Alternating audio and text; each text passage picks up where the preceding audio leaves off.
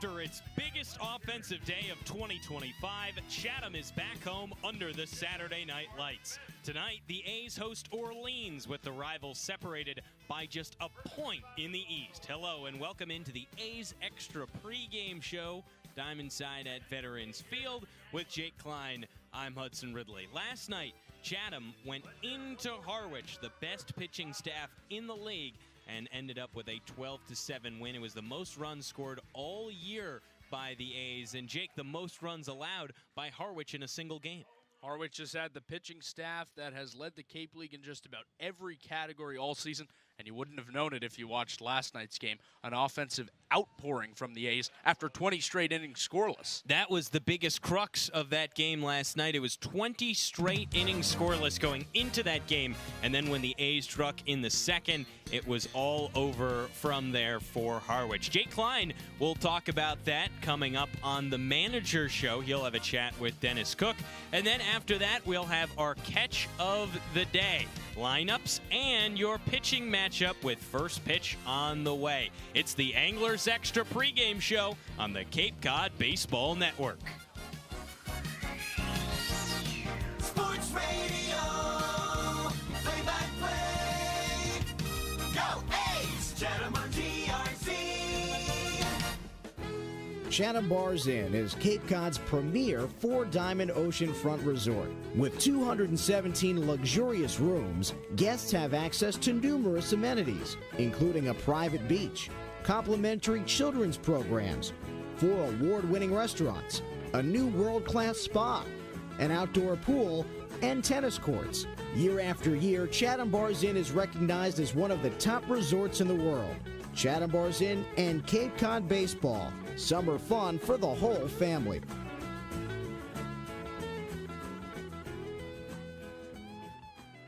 Welcome back on the Anglers Extra Pregame Show. Almost time for Game 23 of the Cape League season. The A's are back home to take on the Orleans Firebirds at Veterans Field. It's time for the Manager Show with the Chatham manager, Dennis Cook. I'm Jake Klein. Dennis, you beat Harwich 12-7 last night on the road. What'd you see? We swung the bat pretty good last night. I was proud of the guys. They had some good quality at bats, worked some walks, worked some deep counts. Really, we played baseball. I sit back and I think about having that guy on second base, and I think it was Isaiah Lane hit a ground ball to the second baseman to move him to third, and then somebody hit a sac fly to score him. So, that's just playing baseball the way it's supposed to be played, and I was proud of our kids last night. We talked about on the broadcast that exact situation that you outlined in the pregame show yesterday was executed 3 or 4 different times by your team. What was your reaction when you saw that? I'm just proud of them. They're figuring it out how to play the game, and that's unselfish baseball, and that results in runs. And instead of trying to worry about padding stats, they're trying to pick their teammates up and give us chances to win games. How hard has it been convincing a team to play unselfish baseball? I don't think it's been hard to convince them. I just don't think that they really know that much about how to play like that, because they've never been taught. Up here we're going to try to play the game the right way. We're going to talk about moving runners over, and you know what? You can still drive them in. You just drive them in through the right side instead of trying to pull the ball. And we got great kids, so. It's been a joy talking to them and teaching them and just talking through the game with them. Maybe the biggest catalyst of last night's offensive output was Roman Martin, his first 4 hits in the Cape League last night. What did you see in that performance? Just good. He stays inside the ball well, hit the ball to the opposite field. He's a big, strong kid, so he's going to do good. He hit good at UCLA, so we expect him to hit good here, just like we expect all of our kids to hit good here. Chatting with Dennis Cook on the Manager's Show before the A's take on the Orleans Firebirds at Veterans Field. Dennis, you had 4 players selected to the Cape League All-Star team today. Take me inside the room with the other managers. What's that discussion like? Oh, it was good. It's just our division. All of our guys sat down and we talked through our players, and we ended up with the list that we ended up with. What does it mean for those 4 to be named Cape League All-Stars? Well, we got 3. We got Jackson, and Daniel, and Josh Swick. That's all we got. And Ashton Larson starting at DH. Right. That's right. I forgot about Ashton. Thank you for reminding me about him. That's all good stuff. I forgot about Ashton because we had talked about qualifying at bats, and we didn't know if he'd have the number, and I forgot that we had agreed to let him get on there. So yes, he's very deserving. Tonight you face Orleans. On the mound, you turn to J.J. Glasscock. You've talked some about his fastball command after his first performance. What's the biggest thing you're looking for tonight? Well, he's just going to get out there and mix. He was tipping his pitches last game, so they knew everything that was coming, and that caused him to extend his pitch count in the first inning. I think he threw like 28 pitches the first inning. So we're hoping we can keep his pitch count down and get him through 3 and possibly 4 innings tonight. How did you guys pick up on the fact that he was tipping? Actually, one of his teammates on the other team told him after the game. Wow. Yeah, no, that's good stuff. You know, the kids are pretty smart when it comes to picking stuff like that, and so it's good. You know, it's good that he had teammates on the other team that told him, so he doesn't carry that into this start and next season. Also in the lineup tonight, you go back to Chase Fralick at third base for the second time. What went into that decision? I just wanted to give Gavin a night off. He's struggling a little bit. I think he's pretty deep in his head. So just wanted to take a lot of swings today in BP, get a good feel for it, and he's going to be right back out there tomorrow. You also add Reed Stallman into the lineup for the first time. What do you like about his game? He's a good hitter, brings a lot of power to our lineup, and just a good hitter and a good defensive first baseman. So he'll be a great addition to our team. There's Dennis Cook on the Manager's Show. Chatham and Orleans coming up in just a couple of minutes. Dennis, thanks for the time. Thanks. Back to Hudson for the rest of the Anglers Extra pregame show. Thank you very much, Jake. You talked about the All-Stars there. Dennis Cook, forgetting Ashton Larson is an All-Star, and he's one of the 4 that the A's have. 3 of them in the lineup tonight, and one of them out of the pen in Josh Swink. Jake, when you look at the 3 All-Stars, Ashton Larson, Daniel Jackson, and Jackson Freeman, those are the 3 guys to lead off the order today. I feel like that says something for Dennis Cook and what he's trying to do with finding the right combination in this order. Certainly, I think there's probably an argument that Isaiah Lane could have been included in that all-star group, the Chatham shortstop, who Dennis Cook has called the best shortstop in the league, and I think certainly defensively, at the very least, that's shown so far on this Cape League season. But yeah, the debate with Ashton Larson, as Dennis alluded to, came down to, well, has he played enough games? Has he had enough at-bats? The answer is probably no. He's only played 9 games, but hey, he was a Cape League starter in the All-Star game last year, so I think the coaches probably got together and said, you know what? He's an all-star. When you have a guy who does that last year, then comes back and is hitting .314 through the early goings of his time in Chatham this year, it's kind of a no-brainer at this point to include him. You also mentioned, Jake, Roman Martin, the second baseman tonight, the starter for Chatham. He had a 4-hit performance last night. I'll talk to him about that on the other side of the Anglers Extra pregame. Anglers Extra. Chatham on TRC. Cape Cod. Sweet Tomatoes Pizza, located right around the corner from Veterans Field at 790 Main Street in Chatham. Pick up a pie on your way to the game or grab a calzone before first pitch. The dough for their specialty pizza is rolled right before your eyes. Eat in or take out, 11 a.m. to 9 p.m. and sometimes later. Call 508-348-0200. See their full menu online at sweettomatoescapecod.com. Sweet Tomatoes, a Chatham pregame tradition. Welcome back into the Anglers Extra pregame show ahead of game number 23 on the Cape League season at home against Orleans, and coming off a big win last night. It's time for the catch of the day, and there was no bigger performer in that win last night than third baseman from UCLA, Roman Martin. Roman, thank you for joining us. Of course, thank you for having me. Now, yesterday you come into the game, no hits yet on the season. You put up 4. And then you wake up today. Do you have more confidence going into today's game than maybe yesterday? I'd say for sure, yeah. I'd say just getting that first one out of the way was a huge relief. And, yeah, I mean, I felt good at the play all day yesterday, and, just trying to replicate what I did today. Not trying to do too much, yeah. You mentioned last night how you hadn't played baseball in a couple of weeks. It had been since the College World Series in Omaha a couple weeks prior to that. When you look back on that experience with your team, what's the biggest thing that stands out to you? Man, I mean, there's so many things that were just, unreal about that experience. But I'd say like how close our team got. I know like when you go through like some adversity like we did in the beginning of the year and then at the end of the year as well, you know, like when you go through that with, you know, your guys all year, like you build like really close relationships. And so just to see like our team come out and perform the way we did, especially in the playoffs, really play our best baseball all year. So to see us come together and do that was special, yeah. Was there a moment during the season where you felt that tide turn a little bit? Yeah, I'd say, like, I mean, it was really once just like we started playing as a team, we started playing for each other, like being more selfless. I can't really pinpoint it when in the year, but I know for sure it showed up in the playoffs. Yeah. You were one of the biggest performers based on WAR in the Men's College World Series wins above replacement. Your teammate on the infield, Rock Chalowski, was as well. What's it like to play with a guy like him? I mean, it's awesome. Just getting to see like what he does every day. You know, it's special. And like even outside the field, getting to pick his brain about certain stuff. He's a really smart dude, so it's always nice talking to him about the game. But yeah, I mean, like we're talking like basically all game. You know, we're 50 feet away from each other every day. So yeah, it's really cool. He played out here last year on the Cape. Have you talked to him about his experience out here? Not too much. I know he tore it up, but no, I haven't really talked to him too much about it. I know he was on Orleans, though. Yeah. Did he at all mention the rivalry between Orleans and Chatham before? No, he didn't. I didn't know. Is this the first you're hearing of it? Yeah. There's a rivalry?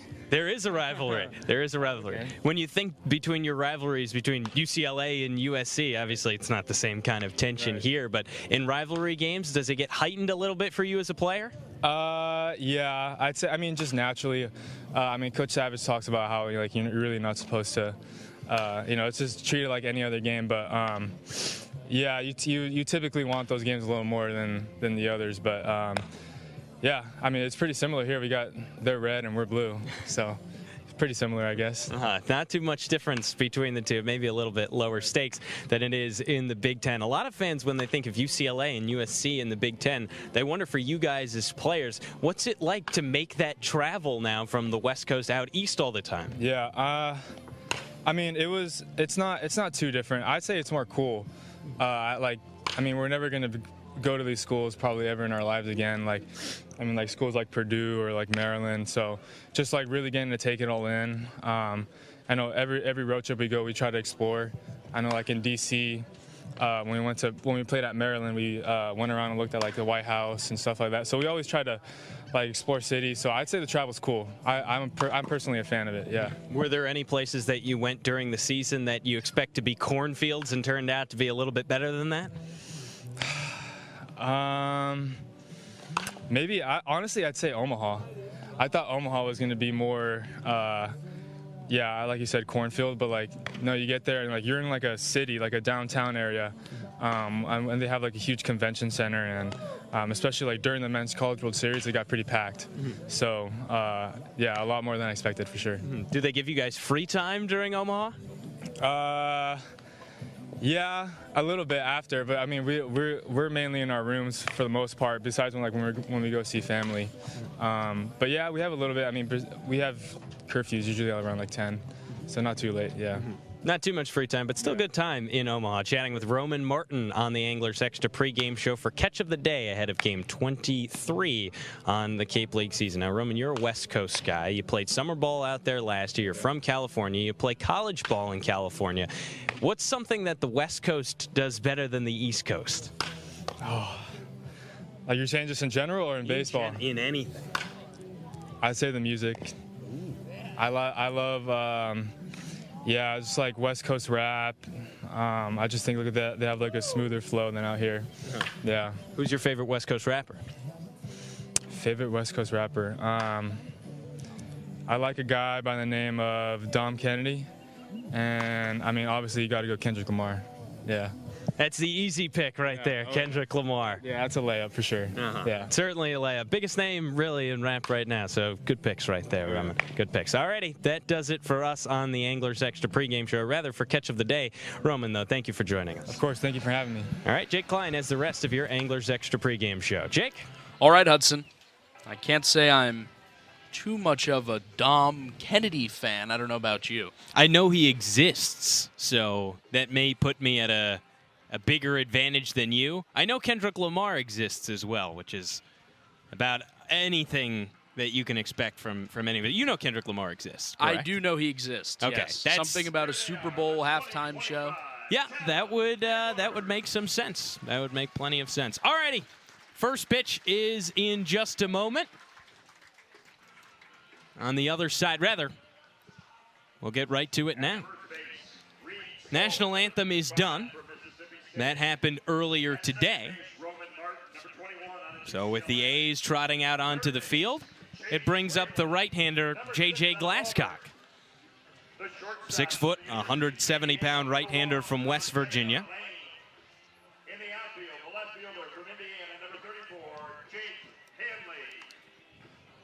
Alrighty. Well, in just a moment. We'll get you that pitching matchup when we come back. Don't go anywhere.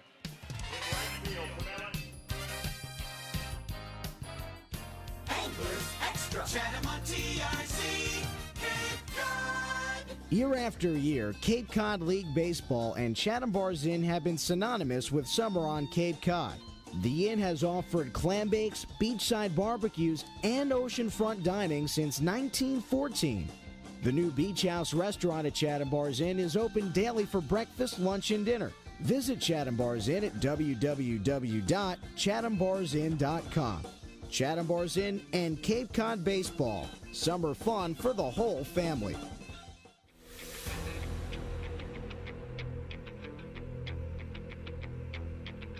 Chatham A's baseball is on the air right now.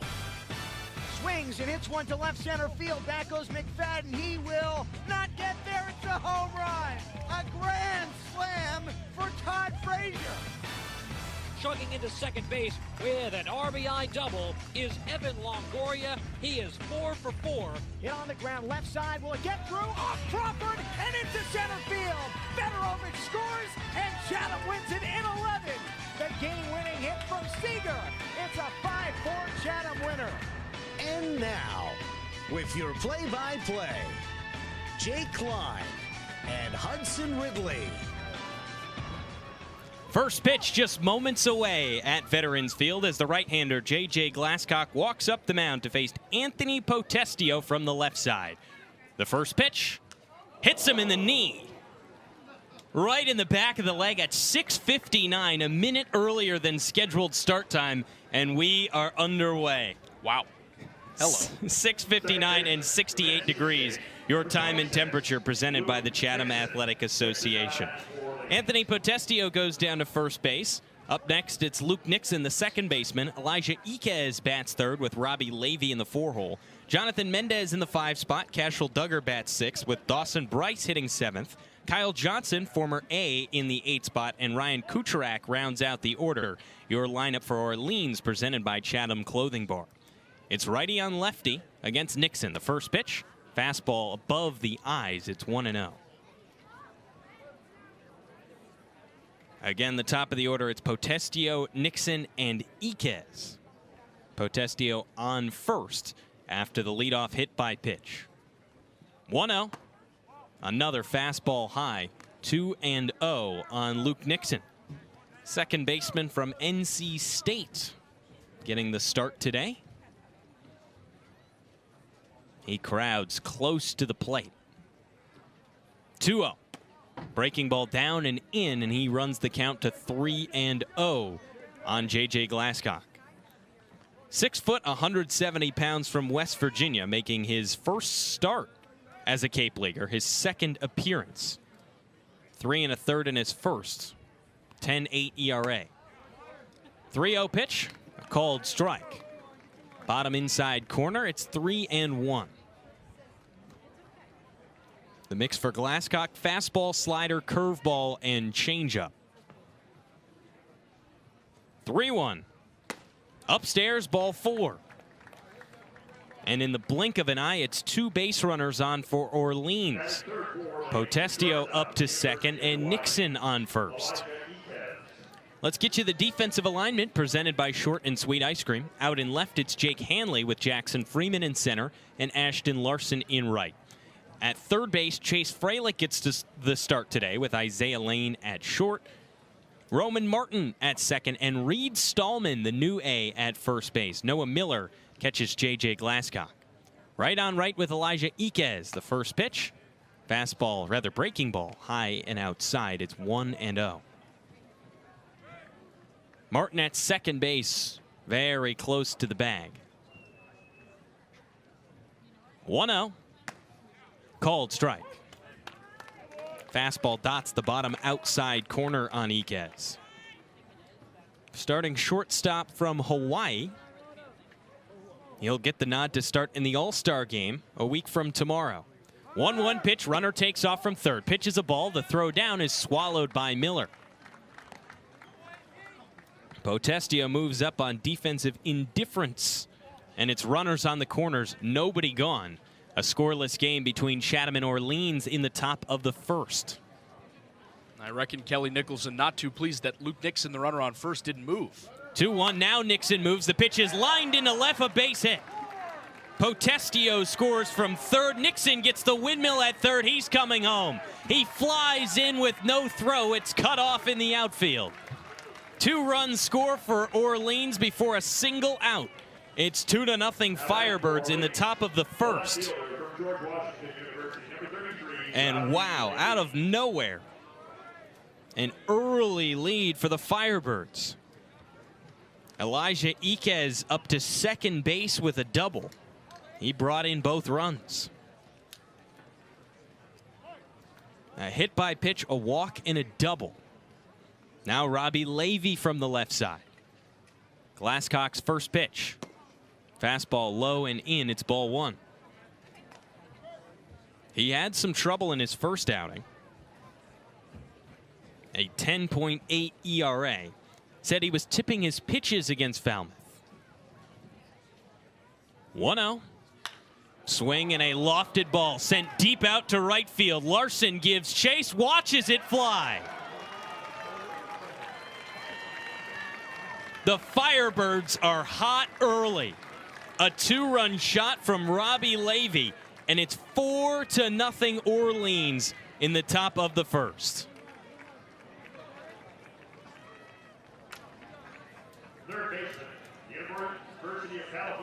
And the A's could not have gotten off to a worse start. It's now hit by pitch, walk, double, home run.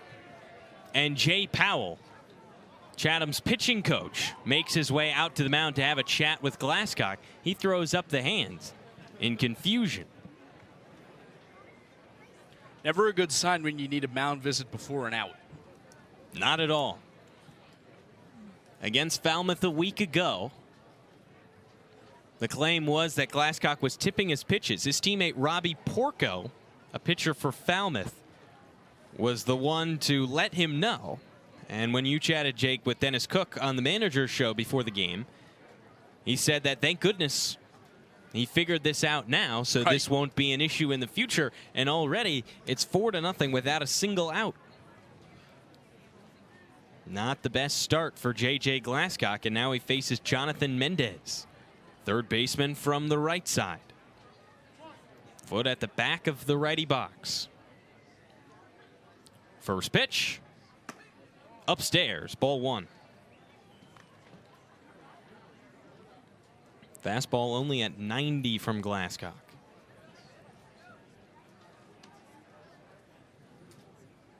Kicks and deals. Fastball called, strike. 1-1.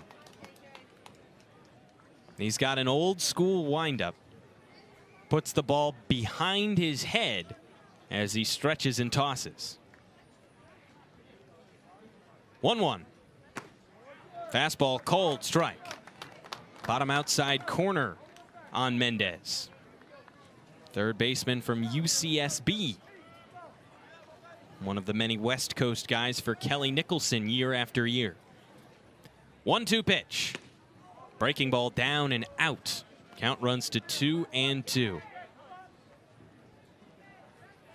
It's already 4-0 Orleans in the top of the first. Nobody gone, nobody on. 2-2. Half swing, breaking ball outside, no swing, says home plate umpire Mark Rowan. He held up and the count runs full. It's Mark Rowan with the balls and strikes, Eric Carmona down the first base line, and J.C. Fernandez down the third base line. 3-2. Breaking ball called, strike 3 at the knees. The first out of the inning recorded by J.J. Glasscock. And he needed that. It's a strikeout to Jonathan Mendez, 1 gone in the top of the first. Again, Rowan behind the dish, Carmona at first, Fernandez at third. Your umpires presented by Chatham Paint and Hardware. Righty on lefty with Cashel Duggar. The first pitch swung on and lined out to left, but it drifts foul. 0-1.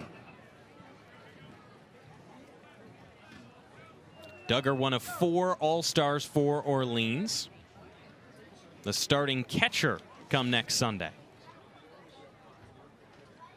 0-1. High and in. Fastball at 90, and it's 1-1.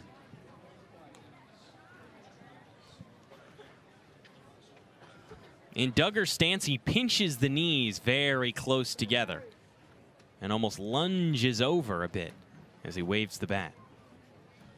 1-1. Breaking ball called, strike. Bottom inside corner, it's 1-2.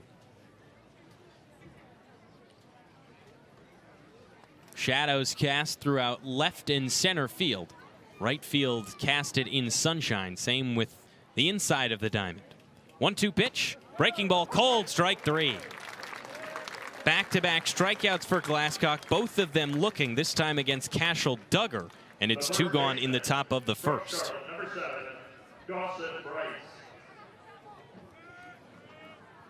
That brings up Dawson Bryce, first baseman from UNC Charlotte.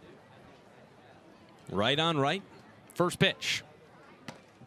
Breaking ball called, strike on the outer half, 0-1.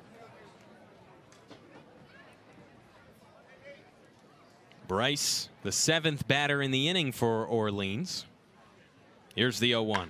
Swing and a ground ball up the middle, through for a base hit. It's a 1-out single for Dawson Bryce. Scorched it on the ground all the way up through the middle. And Lane at short, Martin at second. Neither had a chance. Both watched it roll into center field where Jackson Freeman picked it up. That puts a base runner on for Kyle Johnson, former Chatham A from last year.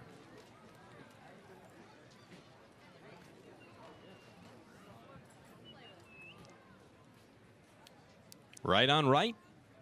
Glasscock winds and deals. Runner takes off, pitches a called strike. The throw down, not in time.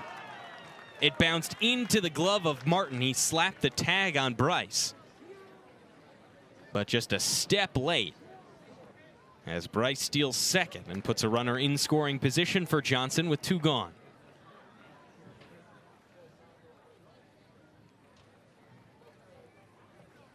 Glasscock checks the runner at second and deals. Swing and a tip. It's fouled off at the plate. Gloved by Miller in the dirt. 0-2 with 2 gone. Johnson just barely got the end of the bat to that pitch. Two-way player back for his 2nd season in the Cape, his first with Orleans. Here's the 0-2. Breaking ball just off the plate. 1-2. Johnson instantly sprang up and turned around. He knew that pitch was awfully close. He kind of tap danced his way out of the box. He stands back in, ready for the 1-2. Here it is. Swinging a high fly ball driven out to right field. Larson back towards the track, takes a couple steps in and right, and makes the grab for the 3rd out. A loud 3rd out from Kyle Johnson, and a loud inning for Orleans. 4 runs for the Firebirds on 2 hits. No, rather 3 hits, no errors, and leaving the 1 runner left on base. It was a Robbie Levy 2-run shot out to right field, which extended the lead to 4-0, and now the A's need the bats to come alive. 12 runs yesterday. That was a season high for Chatham. Can they do it again? Find out when we return. It's Chatham A's Baseball on the Cape Cod Baseball Network. Sports Radio, play-by-play. Go A's, Chatham on TRC.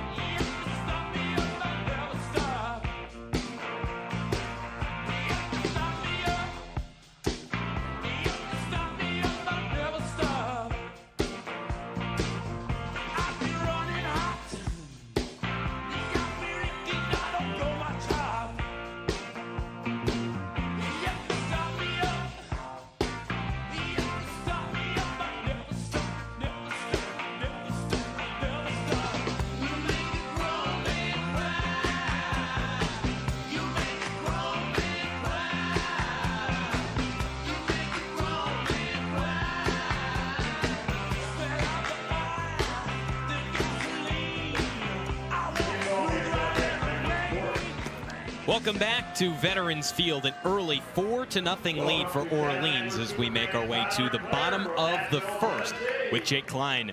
I'm Hudson Ridley. Chatham leads it off with Ashton Larson. He's followed by Daniel Jackson and Jackson Freeman. Then it's Chase Freilich in the cleanup spot. Roman Martin bats fifth with Reed Stallman making his debut in the sixth spot. Isaiah Lane bats seventh with Jake Hanley in the 8-hole, and Noah Miller rounds out the order. Your lineups presented by Chatham Clothing Bar. The right-hander Luke Pettit on to face the lefty Larson. He winds and deals. Fastball popped up, left side of the infield. Mendez races over from third, in foul ground, sticks up the glove and makes the grab by the left ear. That's a quick out number one. So Larson pops up to begin. You heard from Jonathan Mendez, the third baseman. Here's a trip around the outfield and infield presented by Short and Sweet Ice Cream. In left, it's Robbie Levy with Kyle Johnson in center and Anthony Potestio in right. Jonathan Mendez at third, Elijah Iquez at short, Luke Nixon at second, and Dawson Bryce at first. First pitch to the righty Jackson is a fastball down and away. It's 1-0. Cashel Duggar does the catching for Luke Pettit. Your defensive alignment presented by Short and Sweet Ice Cream.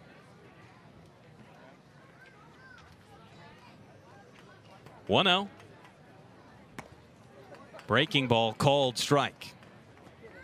Catches the bottom outside corner on Jackson. He got word today that he'll be an all-star as a reserve and also part of the home run derby. 1-1. Fastball outside. It's 2-1 on the right-handed hitter. Luke Pettit, the starter for Orleans, 6'2", 223. Right-handed pitcher from Dallas Baptist. 2-1. Fastball ducks just below the zone. It's 3-1. The son of Andy Pettit making his second start on the season, both of them against the A's. The last coming on the 4th of July against Chatham. It's a 3-1 to Jackson. Fastball cut on and missed. Count runs to 3-2. Jackson tried to hold back, and then when he recognized it would clip the zone, he fired the bat way late on 92, and the count runs full. Payoff pitch. Upstairs, ball 4. So Jackson walks. That is his 16th on the Cape League season. That leads the A's, and it puts a one-out base runner on for Jackson Freeman. Freeman will join Daniel Jackson in the All-Star game as the starting right fielder. He stands in from the left side. Corners even with the bags. Here's the first pitch. Breaking ball, bounced right side, collected at first. The throw to second after the step on first in time. And they turn two. Dawson Bryce Right place, right time. A high bouncing ball down the first base line. He gloves it at the face, takes a sidestep towards his left, tags the bag, flips and fires to second, and it cuts it down. 3 unassisted and then 3 to 6. That's how the 2 runners get cut down, and that ends the frame. No runs on no hits, no errors, and after the double play, no runners left on base for the A's. Chatham in an early hole. J.J. Glasscock, the righty, back on, trailing 4-0. Top of the second in just a moment on the Cape Cod Baseball Network. Chatham on TRC, Cape Cod. Cape Cod 5 is proud to be the official banking partner of the Cape Cod Baseball League. Cape Cod 5 offers a broad range of financial products and services tailored for every stage in your financial journey. Reach out to us. We're here to help.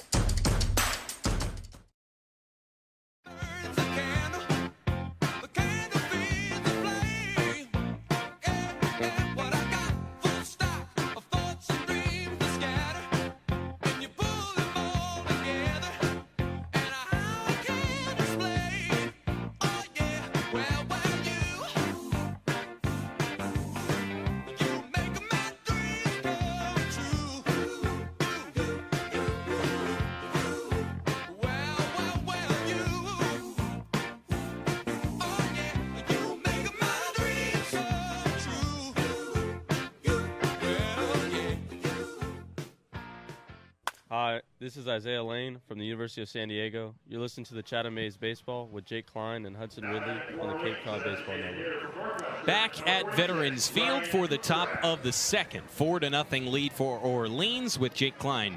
I'm Hudson Ridley. Ryan Kucherak, the 9-hole hitter for Orleans, is already due up to bat after the Firebirds sent 8 to the plate in the first. Righty on righty. Glasscock kicks and deals. Fastball called strike on the outer half. It's 0-1. 4 straight runners scoring. All 1 through 4 in the order for Orleans on a hit by pitch, walk, double, and then a home run from Robbie Levy. 0-1, breaking ball slapped the other way on the ground. It's foul, 0-2.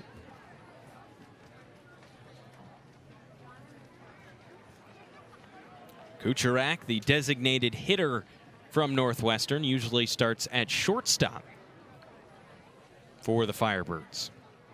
Here's the 0-2. Swing and a miss, strike 3. That's the 3rd strikeout for Glasscock. 3 of his 4 outs have come by a K. And it sets down the leadoff man in the top of the second. That brings up the man who started this whole thing off. It's Anthony Potestio. He took a first pitch fastball to the leg at 6:59, the first pitch of the game. Righty lefty, first pitch. High and outside on a fastball, it's 1-0. Chase Fralick, the starting 3rd baseman today for the A's, even with the bag. Middle infield with the heels on the grass. 1-0.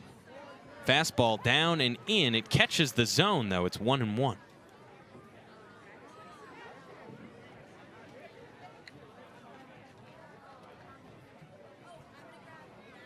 Glasscock sets the feet, hips pointed straight at the mound. Here's the 1-1. Breaking ball down and in. It's 2-1. The field now completely cast in shadows, blocked by the trees in left center.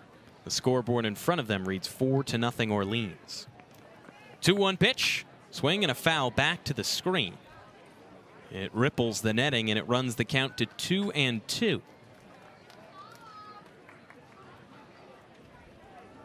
Packed grandstands here at Veterans Field in the lower bowl, fully filled out. 2-2. Big breaking ball, called strike 3.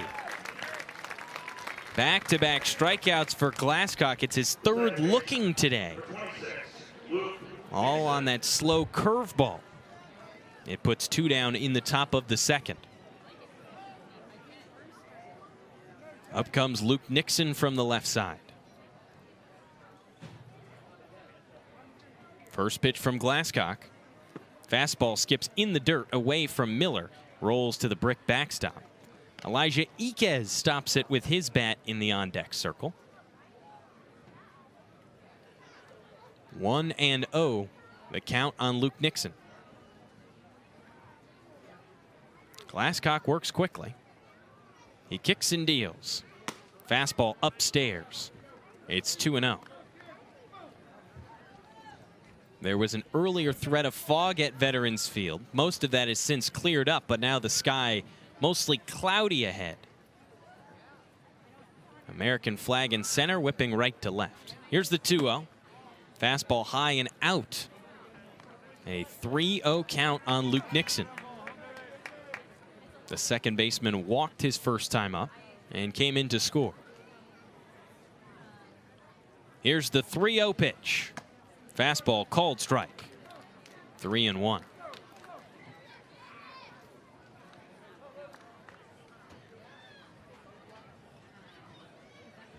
Glasscock shakes out the right arm, puts the ball in the glove, and deals. Swing and a pop-up, drifting into foul ground, first base side, tailing towards the brick backstop, and it lands in the seats 4 rows deep. Noah Miller, the catcher, flipped off the mask and ran over, but he had no chance at that ball. Count runs to 3-2, and Glasscock is a strike away from ending the inning.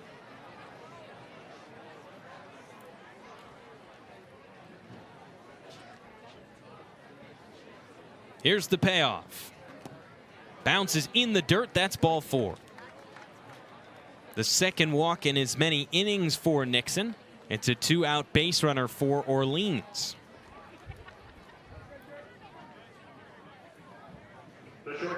That gives way for Elijah Iquez. Drove in Nixon earlier today on a 2 RBI double in the first. Firebirds on top of Chatham. 4-0 with 2 gone in the top of the second. Pickoff move to first, not in time. Nixon slides back in safely.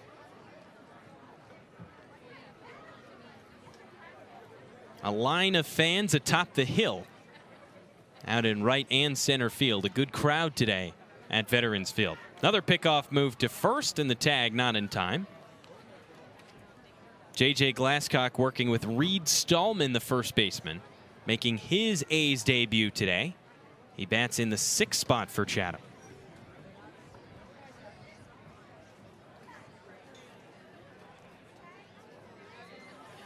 Here's the pitch.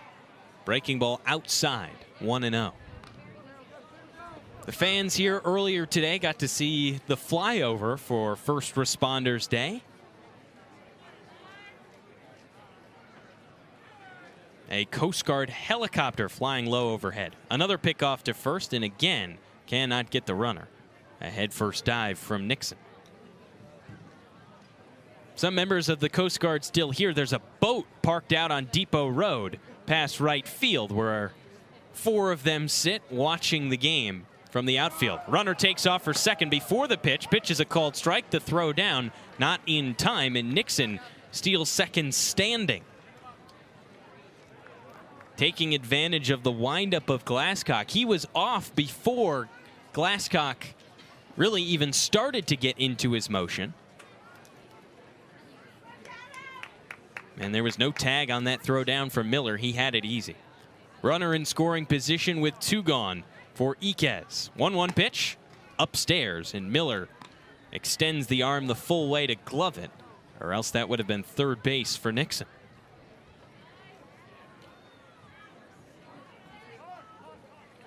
Time called at the plate. Noah Miller has something in his eye. The starting catcher flips up the mask with his right hand, brushes off his eyes. Never good to get dirt in your eyes. I can't imagine being a catcher in that spot as well.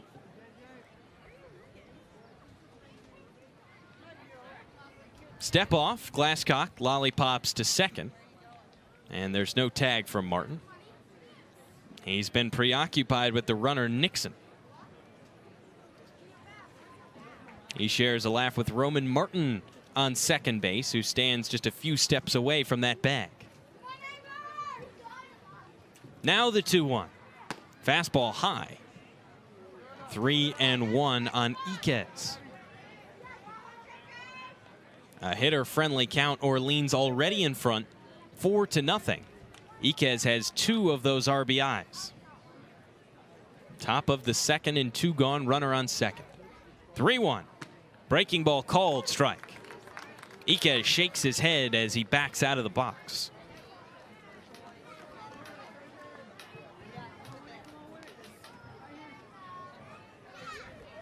Three and 2 with 2 gone.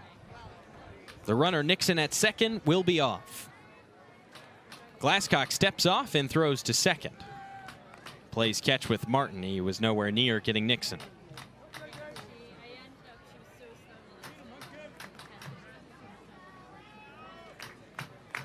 Still just a strike away.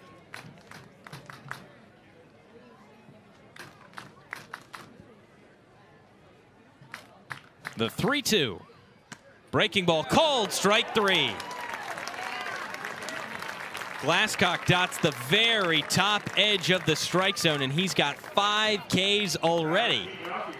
But Orleans is still well in front. No runs for the Firebirds on no hits, no errors, and the 1 runner left on base. Chatham went 1-2-3 in the first, so in the second, the A's send up Freilich, Martin, and Stallman, 4, 5, and 6. When we return, it's Chatham A's baseball on the Cape Cod Baseball Network. Chatham on TRC, Cape Cod. Dream it. If you can cruise in it, if you can summer in it, fish from it, or take it for a day at the beach, we can protect it. The Baldwin Group. Protecting the possible.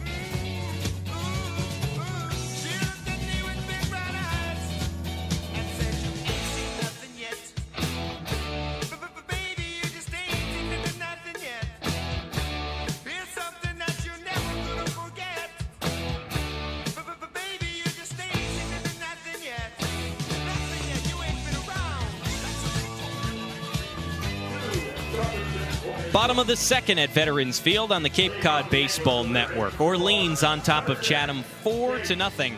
All 4 runs coming in the top of the first. Luke Pettit on for his second inning of work. He faces the left-handed hitter Chase Freilich to lead things off. The right-hander kicks and deals. First pitch breaking ball called, strike at the knees, 0-1. Luke's father, Andy, former major leaguer, has visited Chatham before. A 1 pitch, breaking ball, down and in, it's 1-1. Became friends with Dennis Burbank back in the early 90s. Burbank, a pitcher who ended up pitching for Chatham in 1990. 1-1. Another breaking ball, now 2-1 as it ducks below the zone. Burbank lived with the Troys, the Troy family, including father Peter Troy. 1-1. Outside. Runs the count to 3-1 now. Peter Troy, the former president of the Chatham Athletic Association, was hosting Burbank, and then Andy Pettit walked in. 3-1. Fastball down and in. That's ball 4, and it's a leadoff walk to Freilich. And so he got to visit the Troys and their 4 kids, Mia, Casey, Sally, and Andy. They got to see a former Major League great. And 30-plus years later, Luke Pettit is right here on the mound at Veterans Field. He draws a leadoff walk, rather tosses a leadoff walk to Freilich, who's over on first, and it's Roman Martin in from the right side. First pitch. Breaking ball high, 1-0. Corners are in to face Martin. He went 4 of 5 last night. His first hit in the Cape League, then his second, then his third, then his fourth.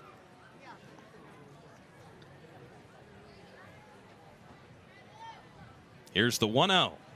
Fastball down and in. Runs the count to 2-0, and now Cashel Duggar, Orleans' catcher, makes his way out to the mound to have a word with Pettit.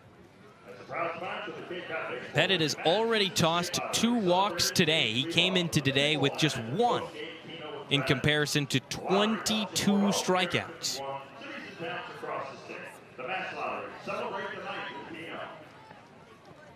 He threw his first walk this season against the A's on July 4th. So all 3 of his free passes issued have come against Chatham. It's 2-0 against Roman Martin from the right side. Here's the pitch. Fastball popped up left side of the infield. Called off by the shortstop Iquez. He makes the grab over his head, just 2 feet from his original shortstop spot, and it's out number 1.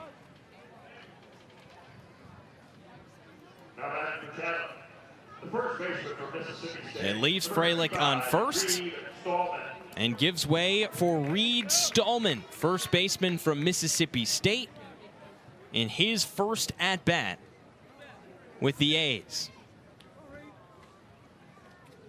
Brought in to play the outfield and first base. He bats from the left side. First pitch, breaking ball. He cuts over top. It's 0-1. Stallman 6'3", 220. Originally from Cedar Rapids, Iowa.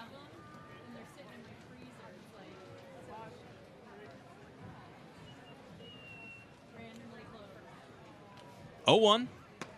Breaking ball down and in. Count runs to a ball and a strike.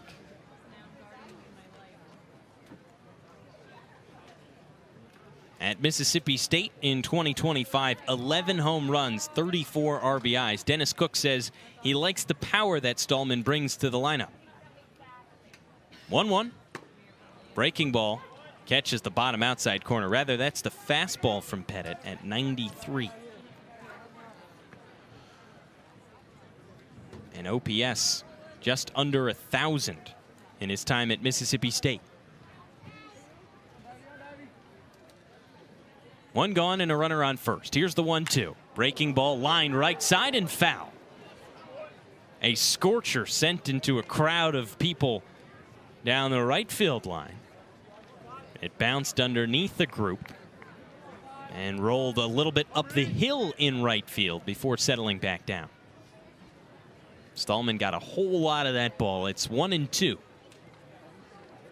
Wind beginning to blow out at Veterans Field.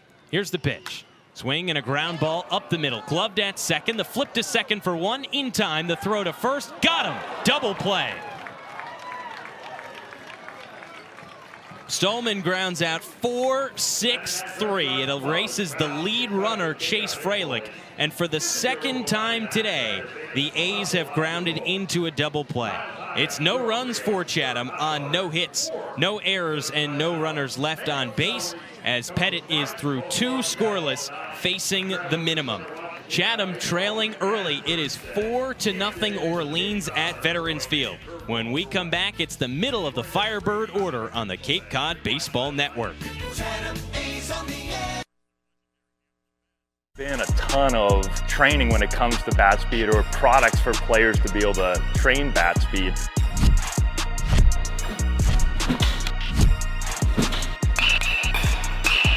You can improve your bat speed and reach your goals working 10 to 15 minutes a day on this a couple of times a week. That's a no-brainer for every player.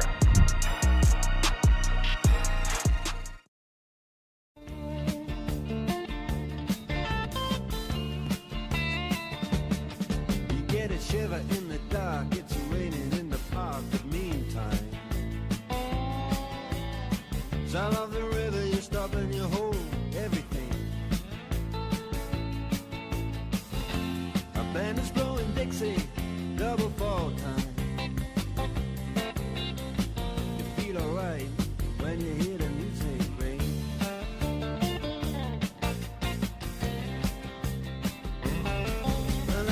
step inside, but you don't see too many faces.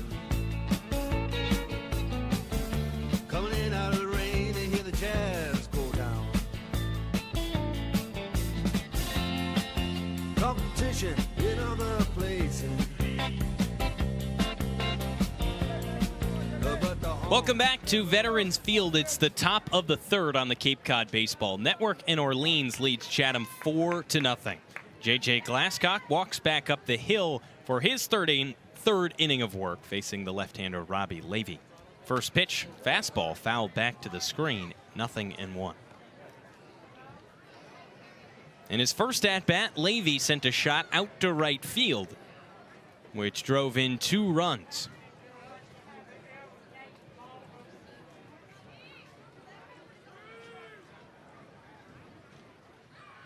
Oh-1. Breaking ball, half swing, back to the mound, fielded by Glasscock, underhand throw to first in time, and it gets the runner. Levy tried to hold back. He went halfway around, and that chopped the ball into the ground where it spun out right up to the mound. Glasscock didn't really have to charge it. All he had to do was put the left glove down, scoop it up, and then saunter over to first and underhand. First out of the third goes 1-3, and it brings up Jonathan Mendez from the right side. First pitch. Breaking ball, low and away, 1-0.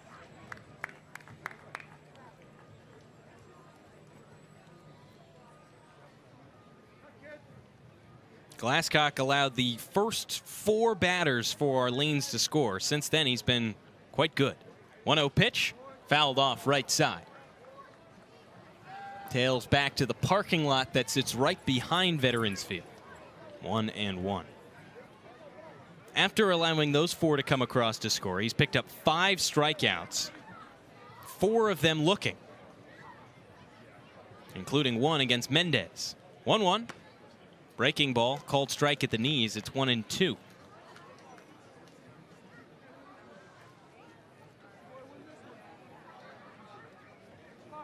Since then, he's also allowed just 2 base runners, 1 single in the first and a walk in the second. 1-2. Upstairs. Could not get Mendez to chase on the high fastball.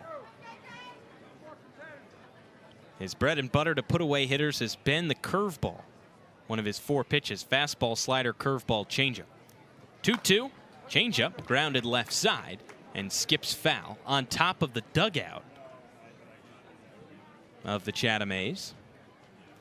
Gavin Gallagher, who stands on the top step, tried to grab it. It went just inches over his hand. Ball was retrieved for him, though, and he stands with it on the top of the dugout steps, watching the 2-2. Fastball off the edge of the plate. Count runs full on Jonathan Mendez. 1 gone, nobody on. Orleans on top 4-0 in the top of the third. Payoff pitch. Fastball high. Ball 4. The third walk today issued by Glasscock. 1 in the first, 1 in the second, 1 in the third. And it's a 1-out base runner for Orleans. Firebirds today have 4 runs on 3 hits, no errors. The A's, no runs, no hits, no errors. Firebird starter Luke Pettit has faced the minimum through 2 innings. Brings up Cashel Duggar from the left side. First pitch, fastball for a called strike on the inside edge. Duggar started the hands, he held up. Then it clipped the inside edge, and he shot a look to Mark Rowan, the home plate umpire. Pickoff move to first. A leaping dive from Jonathan Mendez to beat the tag. He kicked his feet in the air before he really let his body go towards the bag. And so he almost did the worm on the ground to get back to it. 0-1 pitch. Fastball outside. 1-1.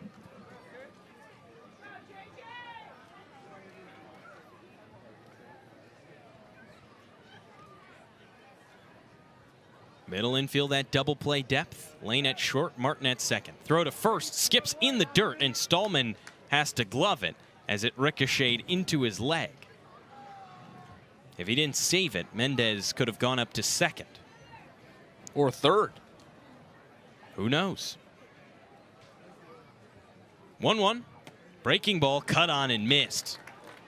Strike two. Again, Duggar tried to hold back. That time, though, he just let it all go.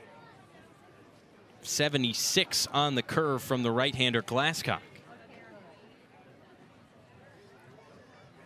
He's kept it low in the zone to Duggar. 1-2.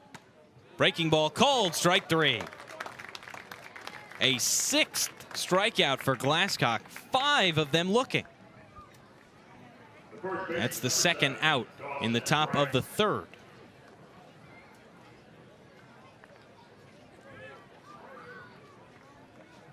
The curveball has been deadly today. Dawson Bryce stands in from the right side. He's got a runner on first. There are 2 gone in the top of the third. First pitch gets out of the glove of Miller. Pitch was a ball. He couldn't squeeze it. Rather 0-1. It clipped the very bottom of the zone. Miller could not grab it. It slipped right past his glove. Mendez, the runner, held at first. A pickoff move. Not in time.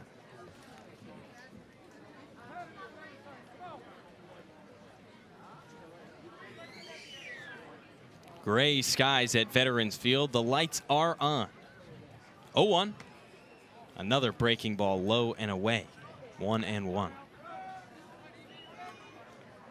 Bryce had a 2-out single in the first. And stole second and was left standing there after a flyout from Kyle Johnson. He stands in the on-deck circle. Runner takes off, pitch is lined out into deep left center field, and it gets down for a base hit. It is extra bases for Dawson Bryce. Jonathan Mendez comes around third. He comes in to score. It is 5-0 Orleans in the top of the third. An RBI double from Dawson Bryce. The center fielder, number 8, Kyle Johnson. It hung up in the zone from Glasscock, and Bryce turned on it.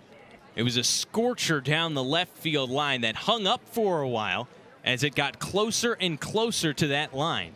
But by the time it dropped, it rolled all the way to the corner for Jake Hanley to field and left.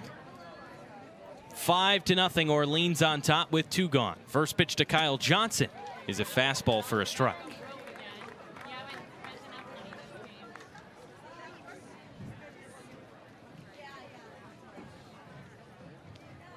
Bryce leads off of second.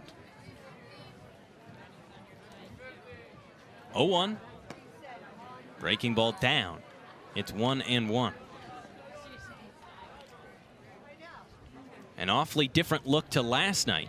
It was the A's who got on top of the Mariners early, scoring 5 runs in the first 4 innings. 1-1. Fastball lined to the backstop. Count runs to 1-2.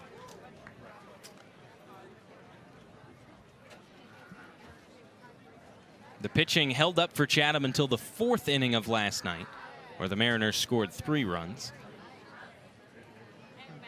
In total, Harwich put up 7 last night, while Chatham put 12 on the board, the most the A's have scored all season. Now Orleans has 5 runs before Chatham even has a hit. It's 5-0 in the top of the third. 1-2 pitch. Breaking ball, lined out into deep right field. Back on it goes the center fielder, and Freeman makes the grab at the track. It was pushing right, held center. And Freeman on a back pedal stuck up the glove and grabbed the ball before he went into the wall in center field. Still damage done. 1 run coming on 1 hit.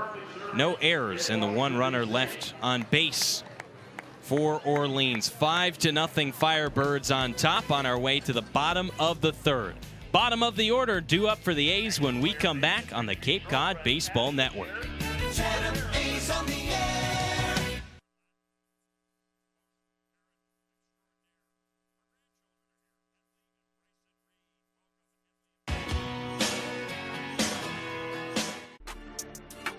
You can make any bat feel lighter by adding a velo puck knob. Instead of having to go get a whole entirely new bat, you can simply add the puck to it. Players can use this with any bat. It's basically going to shift the weight of the bat a little bit more towards the hands. Players are able to hit the ball a lot harder just by simply adding the puck on.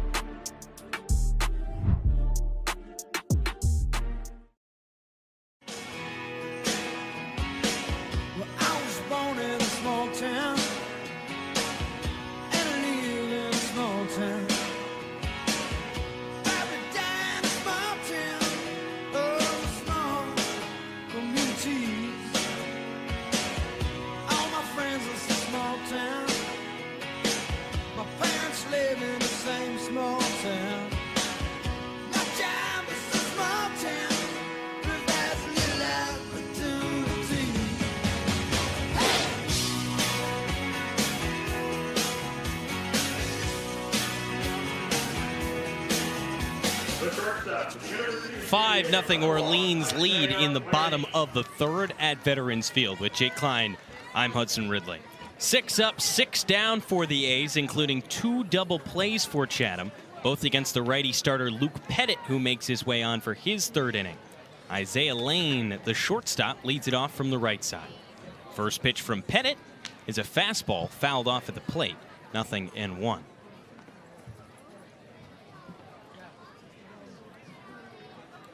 Pettit has already walked 2 in this game. A walk to Daniel Jackson in the first, and then a leadoff walk to Chase Freilich in the second.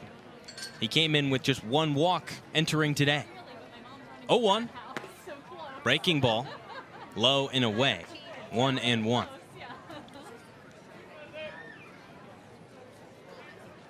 Lane last night put another RBI on his line. Now has 13 on the Cape League season. That's 5th in the league. And not an all-star. Somehow not an all-star. Pitch clock violation. Runs the count to 2-1.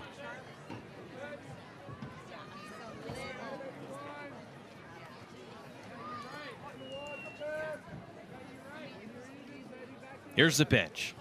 Swing and a miss. And Lane lost the bat out of his hands. He went around. First the right hand gave out. Then it was the left. And he lost it. Didn't go far from the plate. Only about a foot or so to the right of home.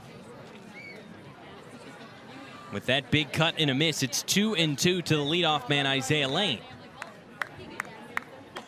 But you're right, Jake, somehow not an all-star. Dennis Cook says he's the best defensive shortstop that he's coached in his time in Chatham. Here's the 2-2. Breaking ball, called, strike 3 at the knees. The first strikeout of the day for Luke Pettit. It sits down the leadoff man, Isaiah Lane, in the bottom of the third.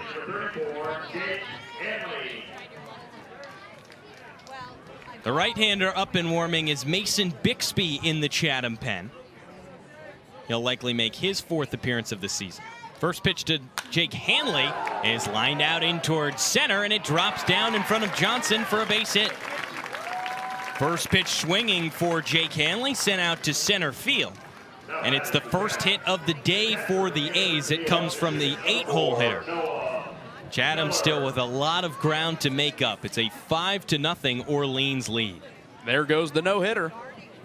Yeah, true. Luke Pettit did make it through 2 1/3 hitless. Not even perfect, so you could say that. But he is having a relatively good start for this game. First pitch righty-righty to Miller. Breaking ball, a called strike at the bottom of the zone. 0-1 on the righty hitting catcher. Still trying to find his way in the Cape League. Here's the 0-1. Breaking ball popped up, sent deep out into right center field. Shading center, Johnson makes the grab in the right center field gap and throws it back in. It's out number 2. Now for the Anglers, the right fielder for LSU, number 44, Ashton Larson. So with a runner on 1st and 2 gone, the lineup turns over for Ashton Larson. Went down first pitch swinging against Luke Pettit. in the bottom of the first. Pop up in foul ground, caught by the third baseman, Jonathan Mendez. Ready on lefty, first pitch. Cut on and missed. Strike one. The changeup from Pettit. Larson today announced as an all-star. In the designated hitter spot, he'll make the start. 0-1. Tapped on the ground and foul. It rolls all the way to the Chatham dugout where Gavin Gallagher charges it. Fielded it with his bare hand and was ready to fire over to whatever base he chose, but he doesn't get the start today. It's his first day off since joining the A's.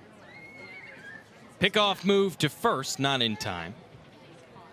Hanley back with the big right hand on the first base bag. He stretched all the way out. He takes his lead off again, held on by the first baseman, Dawson Bryce. Here's the 0-2. Swing and a pop-up, stays on the infield. Pettit out, and he makes the grab just 2 feet behind the mound.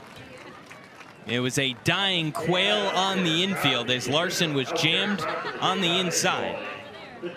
And he popped it up not far from the mound.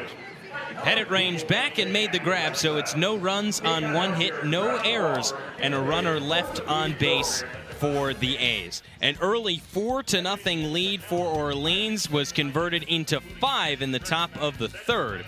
And that's where it stands right now.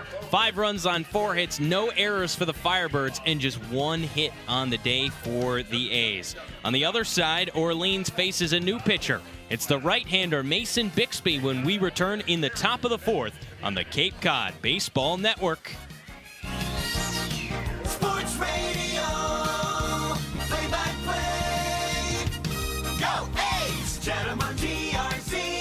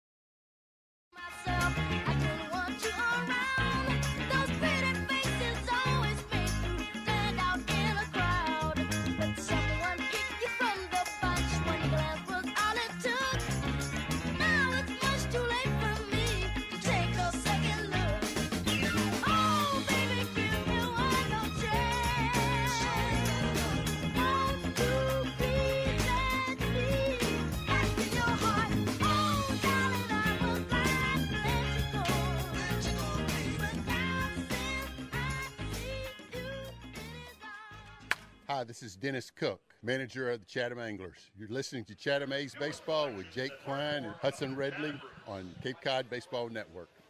All right, back at Veterans Field, we start the 4th inning. Alongside Hudson Ridley, I'm Jake Klein. It is 5-0 Orleans, thanks in large part to a 4 spot in the top of the first, and it's a Chatham Barzin call to the bullpen for the A's. They bring on the reliever Mason Bixby. Big right-hander from TCU set to transfer to Oklahoma. First pitch to Ryan Kucherak. Fastball lined to the backstop, 0-1. 95-mile-an-hour fastball from Bixby, who is the hardest thrower on this Chatham pitching staff. The big bugaboo on him has been the control. In his last 2 outings, he has not had it after a spotless first outing with 3 scoreless innings against Catuit. Right on right, first pitch, rather the second pitch to Kucherak is chopped up the middle. Isaiah Lane charges it short, off-balance throw to first, a stretch from Stallman, they got him. Lane's throw a bit down the first base line. Stallman extends out and helps the A's beat Kucherak by a half a step, 6-3, 1 gone. Bixby enters tonight's game with 6 walks to 6 strikeouts. That's been the major issue on him in his college career. First pitch to the leadoff man, Potestio, misses low, 1-0.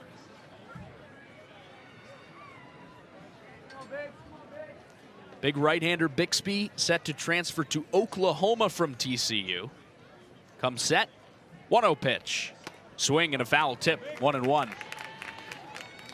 He met with members of the OU coaching staff after his second outing of the season at Falmouth. It was not a good outing for him. Only recorded 1 out on 7 batters faced. 1-1 pitch. Fastball lined back to the screen. 95 again, it's 1-2. But he was in contact with Oklahoma before that outing, continued in contact with them after, and just 2 days ago announced his commitment to the Sooners. Comes set. 1-2. Swung on and line straight back to the screen. It almost hit a young child. That screen is not tight. It's loose down there at the bottom, and so it's got some give when the ball hits it.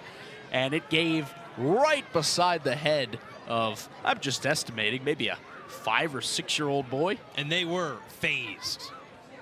Another 1-2. Swing and a miss at a breaking ball in the dirt. Miller picks it up, steps out in front of home, throws to first, and retires Potestio. First strikeout for Mason Bixby. He retires the first 2 he faces in the 4th.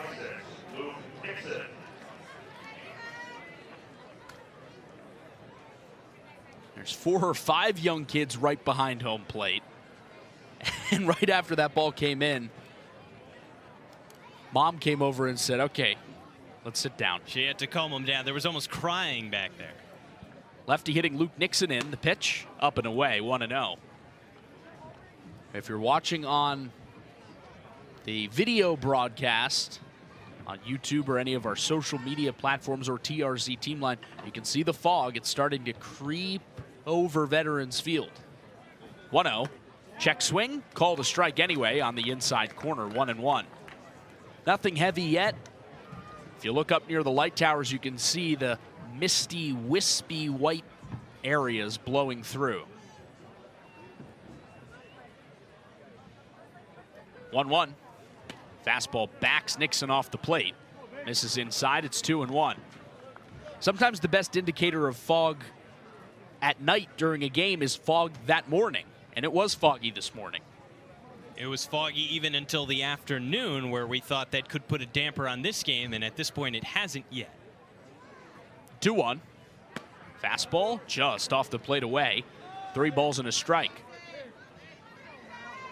For a while there pregame, 4 or 5 o'clock, it was perfectly clear. Blue skies, white clouds overhead. Now a little gloomier at Veterans Field. Nobody on, 2 out. The 3-1 pitch. Broken bat, 1 hopper to Stallman. At first, he gobbles it up and takes it to the bag himself. Beats Nixon and ends the inning. It's a 1-2-3 inning for Mason Bixby. No runs, no hits, no errors, and nobody left on base for Orleans in the top of the first after 3.5 at Veterans Field. The Firebirds are still in control. They've got a chance to take over 4th place from the A's, and they lead 5-0 headed to the bottom of the 4th on the Cape Cod Baseball Network.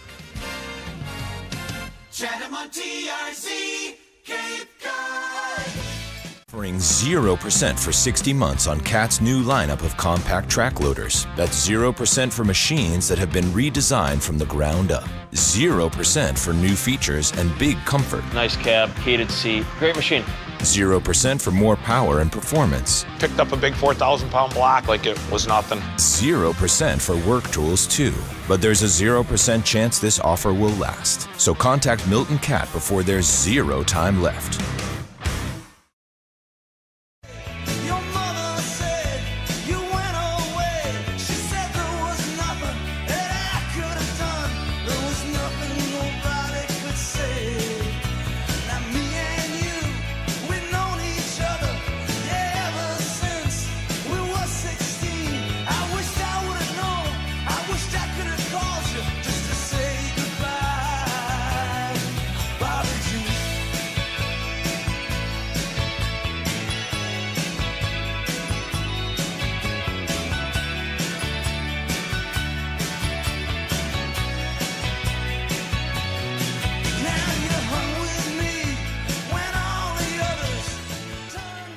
back at Veterans Field. We start the home half of the fourth. Orleans leads Chatham 5-0. And the A's send their 2, 3, and 4 hitters, Daniel Jackson, Jackson Freeman, and Chase Freilich to the plate against the Firebird right-hander Luke Pettit. Right on right with Daniel Jackson. First pitch of the bottom of the fourth. Breaking ball cut on and missed. 0-1. As Hudson mentioned earlier, Pettit entered the game with 22 strikeouts to just 1 walk on the season. He's walked 2 tonight. 1-0, or rather the 0-1, and it misses low. 1-1.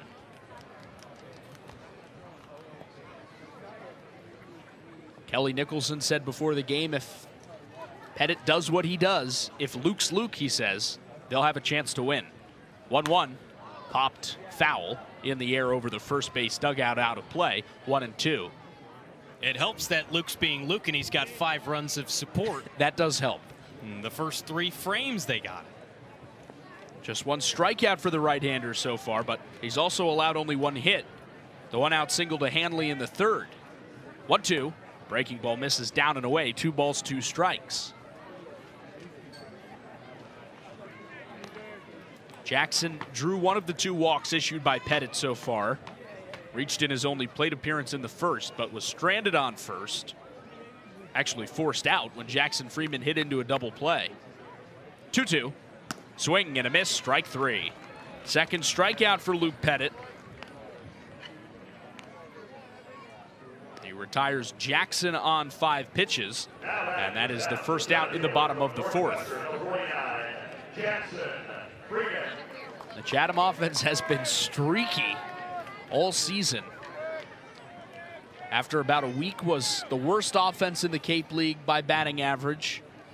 After 2 weeks was the top run-scoring offense in the league. First pitch to Freeman, called a strike, low outside corner, 0-1. And a large part of that, too, has been Jackson Freeman. When he's done well, the team has succeeded and vice versa. The pitch, cut on and missed, 0-2.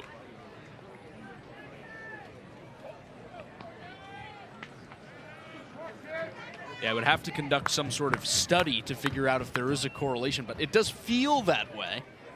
Perhaps causation. 0-2. Swing and a miss at a changeup. Freeman windmills around in the left-handed box. He cuts over it. Back-to-back strikeouts for Luke Pettit. And now there are 2 gone with nobody on base for Chase Freilich. Firebirds still in front of the Chatham A's, 5-0 in the bottom of the fourth. The winner of this game takes over 4th place in the Cape League's East Division. Still almost half the season to play, but that is playoff positioning. First pitch to Freilich. Fastball misses down and away. A ball and no strikes. Fans littered across the hill from center past the pole and right. The 1-0. Swing and a miss. 1-1. This is probably one of the larger hill crowds we've seen in 2025.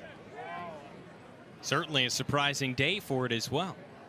Flyover day, though. That draws a lot. Here's the 1-1. Fastball clocked deep left center field. Johnson sprints back on the track. It is over the wall on a hop. Freilich chugs into second with a 2-out grounds rule double.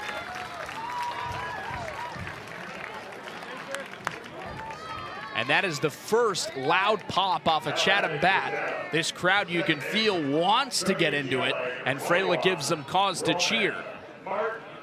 Now Roman Martin comes up with 2 outs, and the A's, for the first time today, have a runner in scoring position.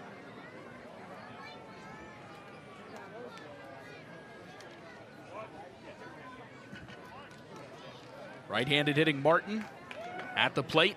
Pettit goes into the stretch. First pitch. Breaking ball catches the outside corner. 0-1.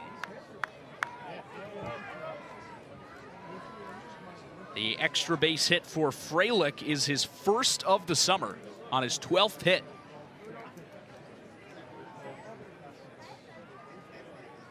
Here's the 0-1. Breaking ball down and away, a ball and a strike.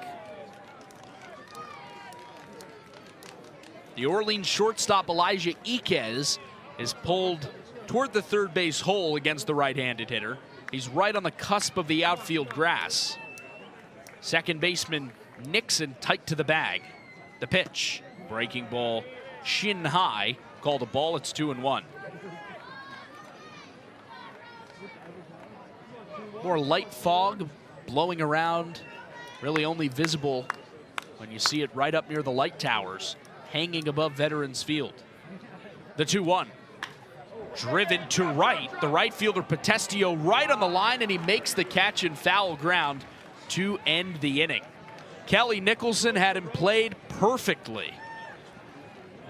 And that ends the bottom of the fourth. Orleans still ahead, 5-0. Chatham gets the grounds rule double by Freilich, but does not score. No runs on a hit, no errors, and one man left on base. We go to the fifth at Veterans Field. It is Orleans 5 and Chatham nothing. Iquez, Levy, and Mendez to the plate against Mason Bixby when we come back. Don't miss it. It's the Cape Cod Baseball Network. Here at the Mass State Lottery, we're known for our monster wins. But there's no bigger win than the $1 billion we provide each year to support all 351 cities and towns in Massachusetts. In our game, we know that supporting local businesses and helping communities is how we all win. Because at the lottery, we're all playing for the home team. The Mass State Lottery. Welcome to the state of winning. She make her feel so good, love. She make her feel alright. And her name is G. L. Whoa. R. I. G. L. Y. Gloria. G. L. Y. Gloria.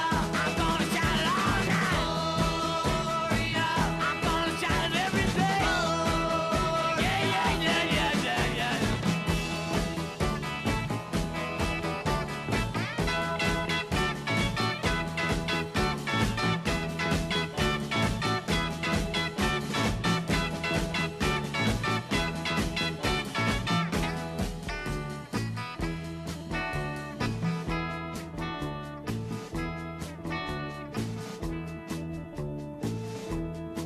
She comes around here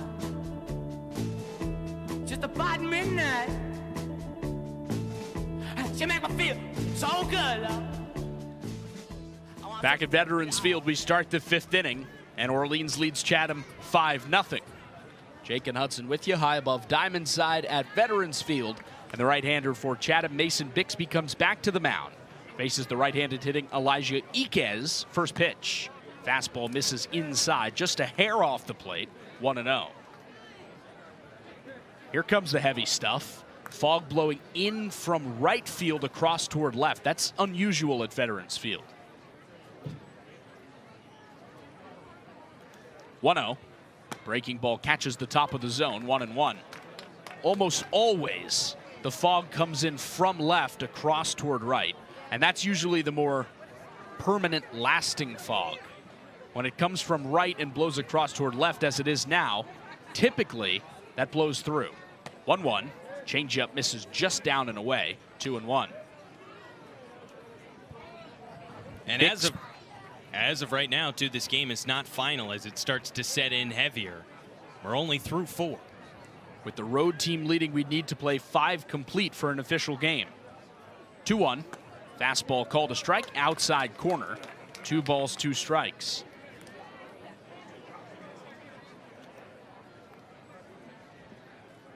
There have been 6 combined called strikeouts in this game from the home plate umpire, Mark Rowan. Bixby has a chance for another K. His 2-2 to Iquez. Fastball clocked high in the air down the left field line, but it tails well foul. Jake Hanley, the Chatham left fielder, takes only a few steps towards the line and then throws his hands up onto his head. I wonder if he just watched that ball hit a car windshield in the left field parking lot. Huh. Based on the location, that's cleared yours, so you're safe. Yep, and yours. 2-2. Dribbled foul on the ground. A cue ball toward the Orleans dugout on the first base side. Stays 2 balls, 2 strikes.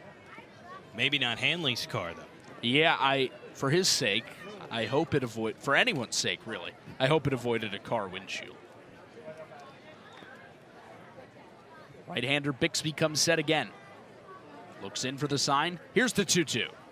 Swing and a foul tip, strike 3. It's the second strikeout for Mason Bixby out of the Chatham pen. 1 gone in the 5th. The left fielder, number 33, Robbie Lady.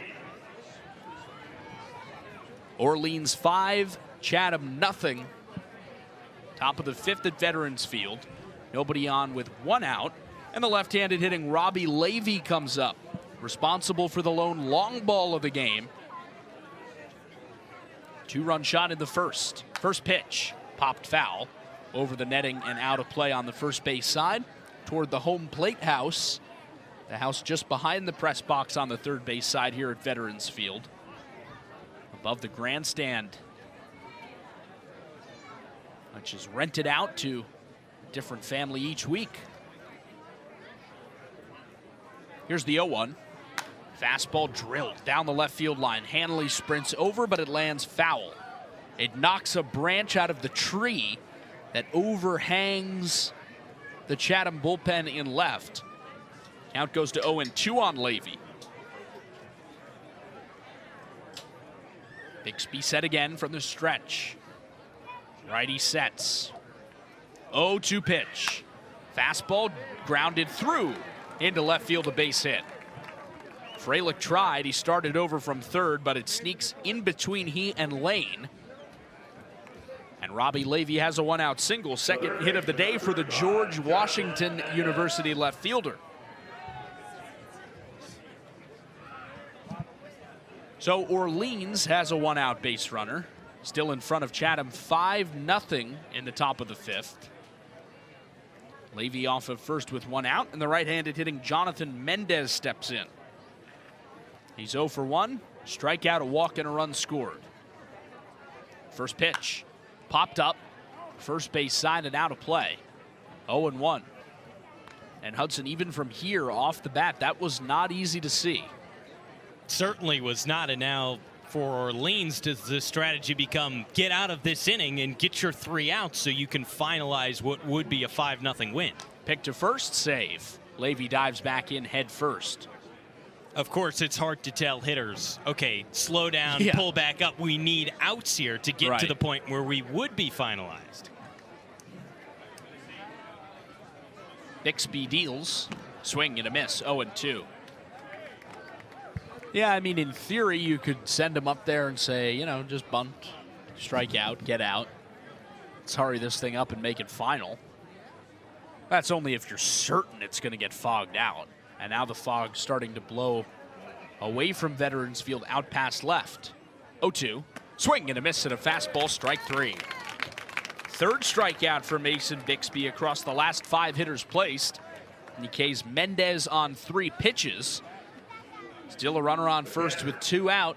And that brings up Cashel Duggart, the left-handed hitting UCLA catcher, set to represent Orleans as the East Division's starting backstop in the Cape League All-Star Game on Saturday, July 19th. Right against left the pitch. Swing and a miss at a fastball, 0-1. Bixby has taken some off. And his last couple of outings with Chatham, he can get up into the triple digits with that fastball, but he's hung more 94 to 96. Pick to first, save. Levy dives back. And that's helped him with control. When you talk to him, that's priority 1. He said no walks this summer. That's the goal. It's been up and down. 0-1. Fastball misses upstairs. 1-1. Well, he hasn't walked a hitter yet today in the first 6 he's faced. The lone base runner against him. The 1-out single in this half inning by Levy. Levy leads off of first with 2 out. Bixby set on the mound. 1-1. Fastball just off the plate inside, 93 miles an hour. It's 2-1.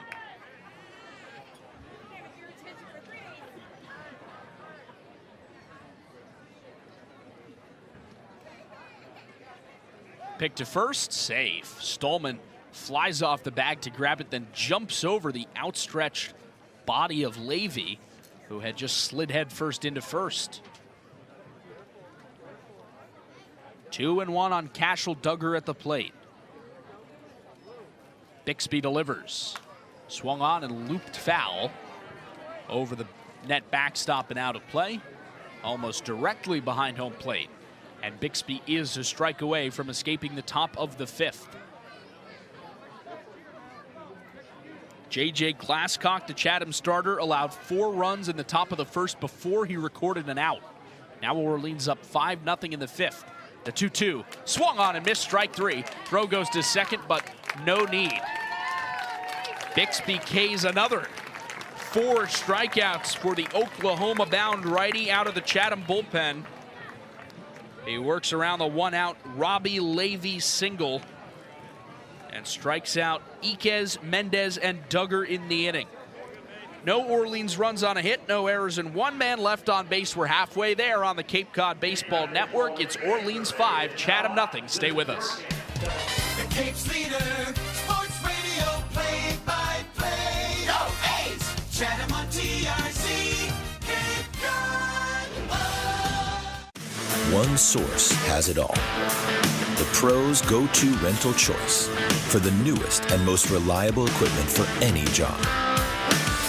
One source that has a team you can rely on, the people and a name you trust, with the tools you need.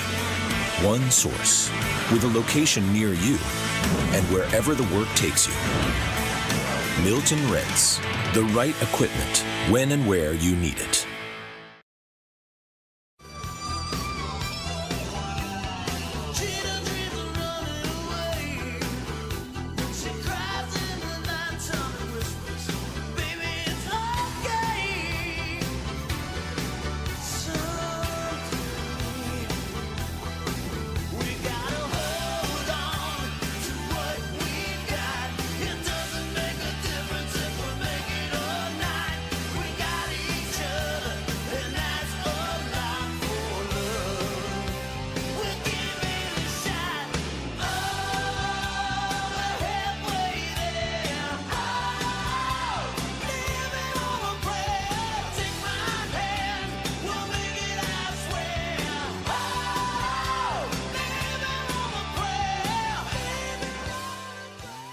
We return for the bottom of the 5th at Veterans Field. Still 5-0 Orleans over Chatham.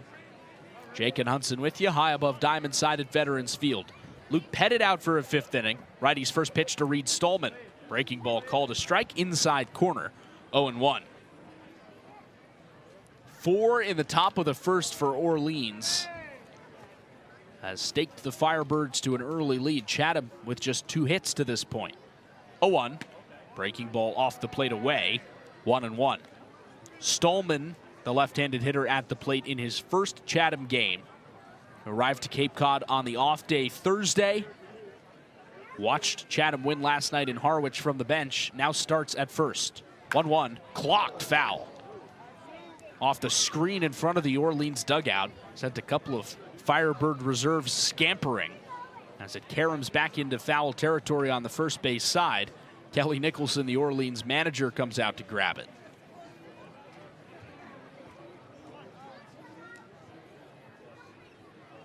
Right-hander winds up the 1-2. Fastball upstairs, 2-2 on Stallman.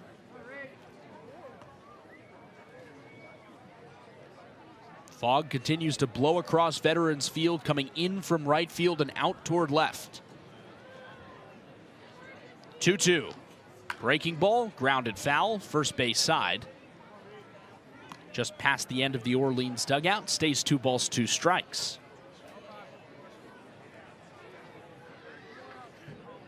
And now the left side umpire, J.C. Fernandez, is walking in, and he's going to conference the 3 umpires. I wonder if this is fog related, Hudson. Certainly possible. It's been drifting through mostly from right to left, but now it's started to settle, particularly in left field. It is very hard to see the scoreboard in left. And the home plate umpire, Mark Rowan, comes out of the huddle and spins his finger around to say, We're going to keep going. At this point, seems to be the right choice. It's not overwhelming yet. Remember, Orleans needs 3 outs in this inning to make this an official game. Nobody on with nobody out. The 2-2 to Stallman. Breaking ball, fly to straightaway center field. Johnson tracks it back. Can he see it? It doesn't matter. It bounces up against the wall in left center, and Stallman pulls into second with his first Cape League hit. A leadoff double in the bottom of the 5th. It was a long run for Johnson, who was shaded to the pull side of center field against the left-handed hitter. Sprinted all the way into the left center field gap. I can't imagine he had the most fun trying to track that through the fog. But it bounced up against the wall anyway, and Stallman is on. Runner on second with nobody out for Isaiah Lane. Right-handed hitter as the righty Pettit goes into the stretch. The pitch. Breaking ball down and away, 1-0. And that fog is coming and going 30 seconds to 30 seconds. Now it's significantly clearer, and it would have made the run for Johnson in center much easier just seconds ago. 1-0 to Lane. Fastball lined, it bounces up the middle and into center field, a base hit. Stallman runs through the stop sign. The throw to the plate is in time. Brett Doe put the hands up at third, and Reed Stallman kept on going. Johnson hoses him out from center field, and Orleans keeps Chatham off the board. Lane goes up to second, but there's one gone. And to Reed Stallman's credit, that stop sign from Brett Doe was a little bit late. Stallman had already taken 4 or 5 steps towards home and was starting to straighten out his charge towards home plate by the time Brett Doe threw up the stop sign. And at that point, it almost seemed too late for Stallman. He blew right through it. So now a runner on second with 1 out. First pitch to Jake Hanley. Swing and a miss at a fastball, 0-1.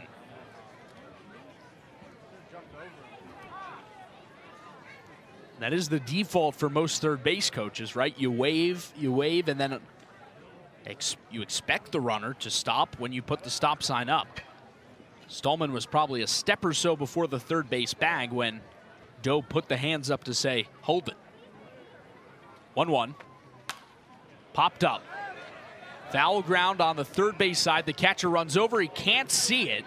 Duggar lost it, but it lands out of play in the chalk box painted on the ground at Veterans Field on the warning track outside the Chatham dugout where the A's coaches are positioned. It almost hit Jay Powell, the pitching coach. Missed him by less than a foot. He kind of put the hands up and slid out of the way. He looked like us last night in Harwich. He certainly did. Now a step off, and here comes J.C. Fernandez from third again. And he's going to bring the umpires together again for a fog conversation. As they're meeting, you can actively see the fog blowing across Veterans Field toward left. You would expect that means that for the next couple of minutes here, it's going to clear again. It'll probably come back. But how many times are they going to do this? Every time it blows through? And if the fog continues to get worse and worse, right, is Fernandez coming in multiple times going to delay this game to the point where we can't get through 5? Kelly Nicholson is barking from the bucket he's sitting on outside the Orleans dugout. He's probably seen as many fog games as these 3 umpires combined as a visiting manager. He's in his 20th season with Orleans as the manager, and before that was the pitching coach for the Firebirds. I guess the Cardinals at the time. You can tell he's not thrilled with this conference at this point. Now he stood up from his bucket. And they're going to keep it going again. I have to imagine part of the rationale for that decision is the fact that Orleans is 2 outs away from making this game official. That certainly has to be part of it. If they stop it now and they can't play the rest of the night, they have to resume from this point at a later date. There is only one more game between Chatham and Orleans at Veterans Field this season. That is on August 1st. Runner on second, 1 out. The 0-2. Swing and a miss, strike 3. Pettit K's Hanley And now Orleans is 1 out away from the all-important official game. Number 4, Noah Miller.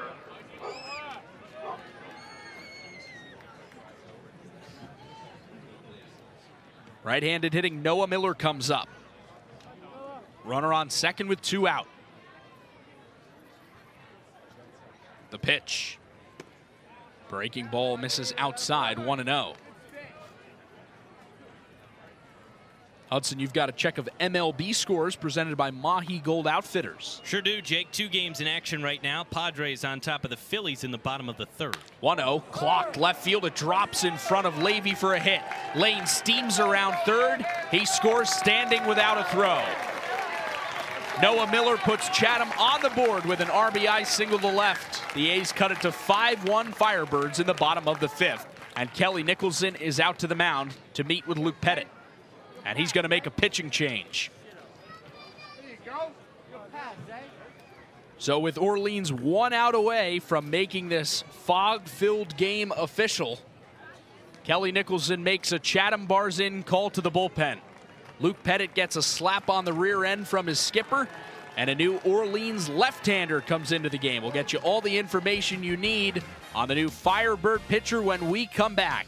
For now, it is 5-1 Orleans over Chatham at Veterans Field.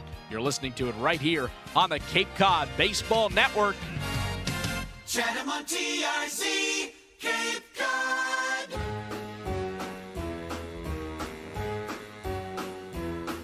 Hit the road, Jack. Don't you come back no more, no more, no more, no more. Hit the road, Jack. And don't you come back no more. What you say? Hit the road, Jack. And don't you come back no more, no more, no more, no more. Hit the road, Jack. And don't you come back no more. Oh woman, don't treat me so mean. You're the meanest old woman that I've ever seen. I guess if you say so, I'll have to pack my things and go. That's right, hit the road, Jack. And don't you come back no more, no more, no more, no more. Hit the road, Jack. And don't you come back no more. What you say? Hit the road, Jack. And don't you come back no more, no more, no more, no more. Hit the road, Jack. And don't you come back no more. Now, baby, listen, baby, don't you treat me this away, 'cause I'll be back on my feet someday. Don't care if you do, 'cause it's understood. You ain't got no money, you just ain't no good. Well, I guess if you say so, I'll have to pack my things and go. That's right, hit the road, Jack. And don't you come back no more, no more, no more, no more. Hit the road, Jack. And don't you come back no more. What you say? Hit the road, Jack. And don't you come back no more, no more, no more, no more. Hit the road, Jack. And don't you come back no more. Well, It's a Chatham bars in call to the bullpen for the Orleans Firebirds. Orleans leads Chatham 5-1 in the bottom of the 5th. And the new Firebird pitcher is the newly crowned All-Star, Cole Triba, left-hander from UC Santa Barbara. Making his 7th appearance. In 12 innings, he has pitched to a sterling 1.50 ERA, 15 strikeouts to 2 walks. First pitch to Ashton Larson, line down the left field line. It drops fair, a base hit. Noah Miller from first, rounds second, but stops there. Larson in a left-on-left matchup with Triba, greets him with a base hit. And Chatham has 2 on with 2 out for Daniel Jackson. It is 5-1 Orleans. Bottom of the 5th inning.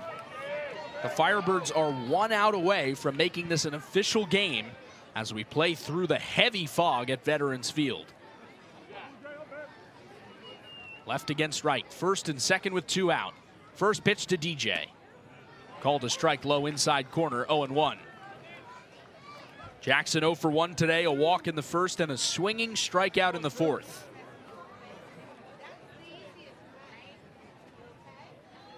Triba comes set. Here's the pitch. Breaking ball. Called a strike on the outside corner, 0-2. It's a 4-pitch mix for Triba. Fastball, slider, changeup, and the occasional curve. He's got Jackson in an 0-2 hole. Runners on first and second with 2 out. Here's the pitch. Fastball misses down and away, 1-2. It's a hard fastball from the lefty. 94 on that one. And compared to the slow mid-70s breakers he threw on the 2 prior pitches, it looks real sped up. Left against right. A 1-2 pitch. Here it is. Breaking ball misses inside. Jackson starts his hands around but lays off. Almost took it off the back right knee. Instead of ball, and the count goes to 2-2. Fog lightens up a little as it blows out toward left. The American flag in center field once again visible. 2-2. Outside with the fastball. 3-2. The runners will be off on the pitch from first and second. Orleans 5, Chatham 1, bottom of the 5th. First and second with 2 out. It'll be a payoff pitch to Daniel Jackson. Triba ready. He deals. Up and away with the fastball. Ball 4. Chatham has him loaded and brings the game-tying run to the plate. Jackson Freeman steps up. Bases loaded, 2 out.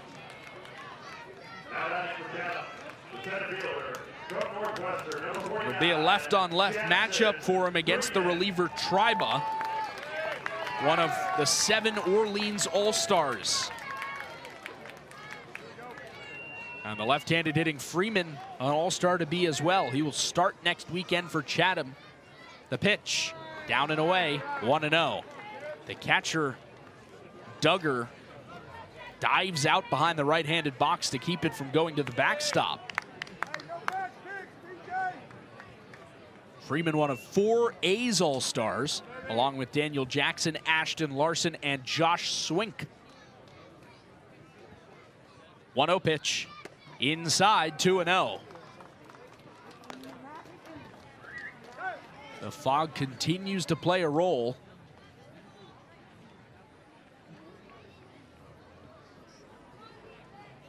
It's blown back across towards center field, and that flag in center almost invisible once again. Bases loaded, 2 out. The 2-0. Fastball right down the chute. Called a strike. It's 2-1.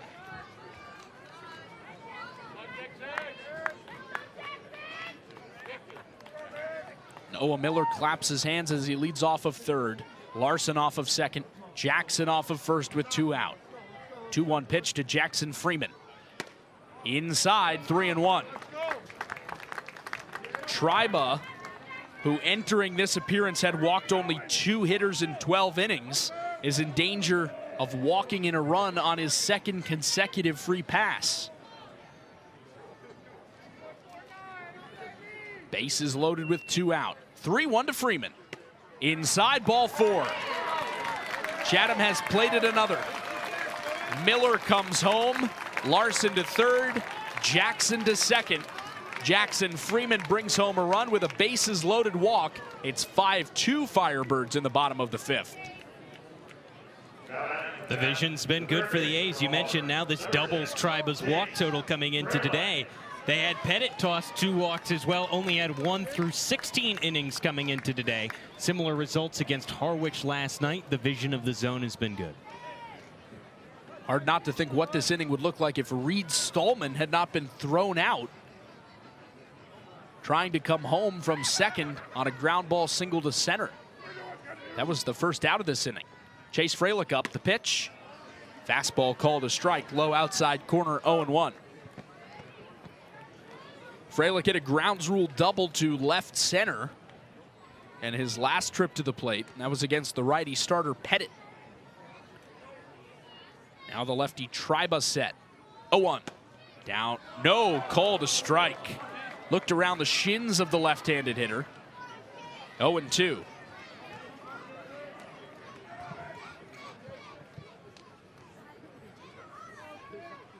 (5-2) Orleans, bottom of the 5th.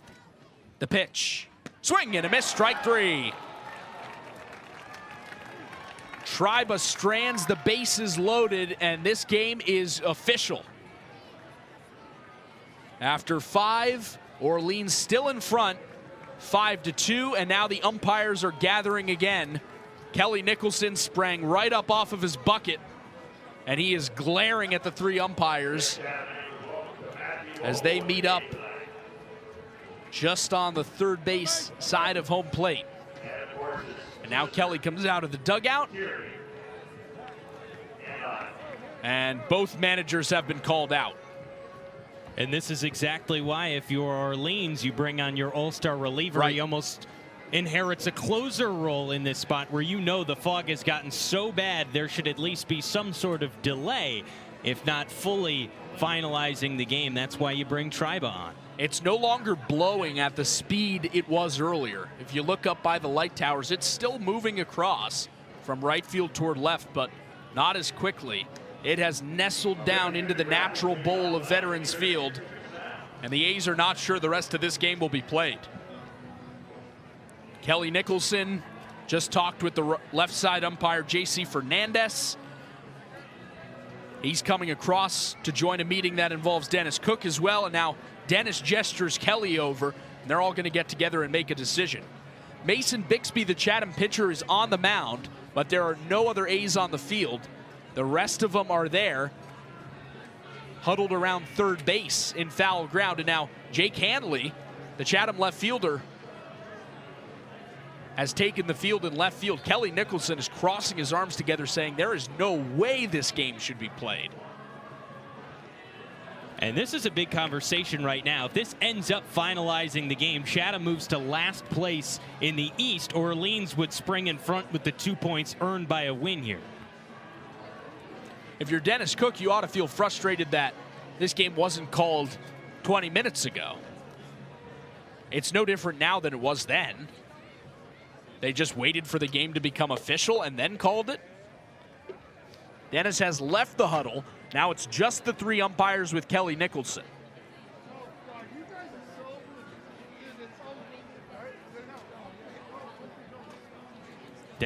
By not putting this game into a delay yet, they've put this game into a delay.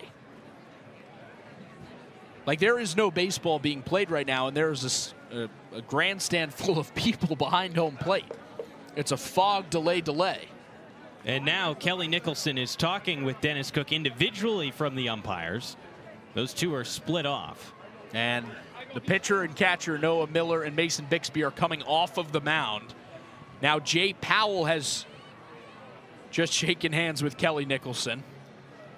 Knowing Kelly, that might have been a didn't get to see you before the game handshake, not a this game is over handshake. Which at this point in time can be very confusing. The 2 managers have not yet shaken hands. Jake Hanley is fielding pop flies in left field. Now he jogs back in. There's another A out there. I can't even make out who it is through the fog. That may be some indication of what could happen to this game.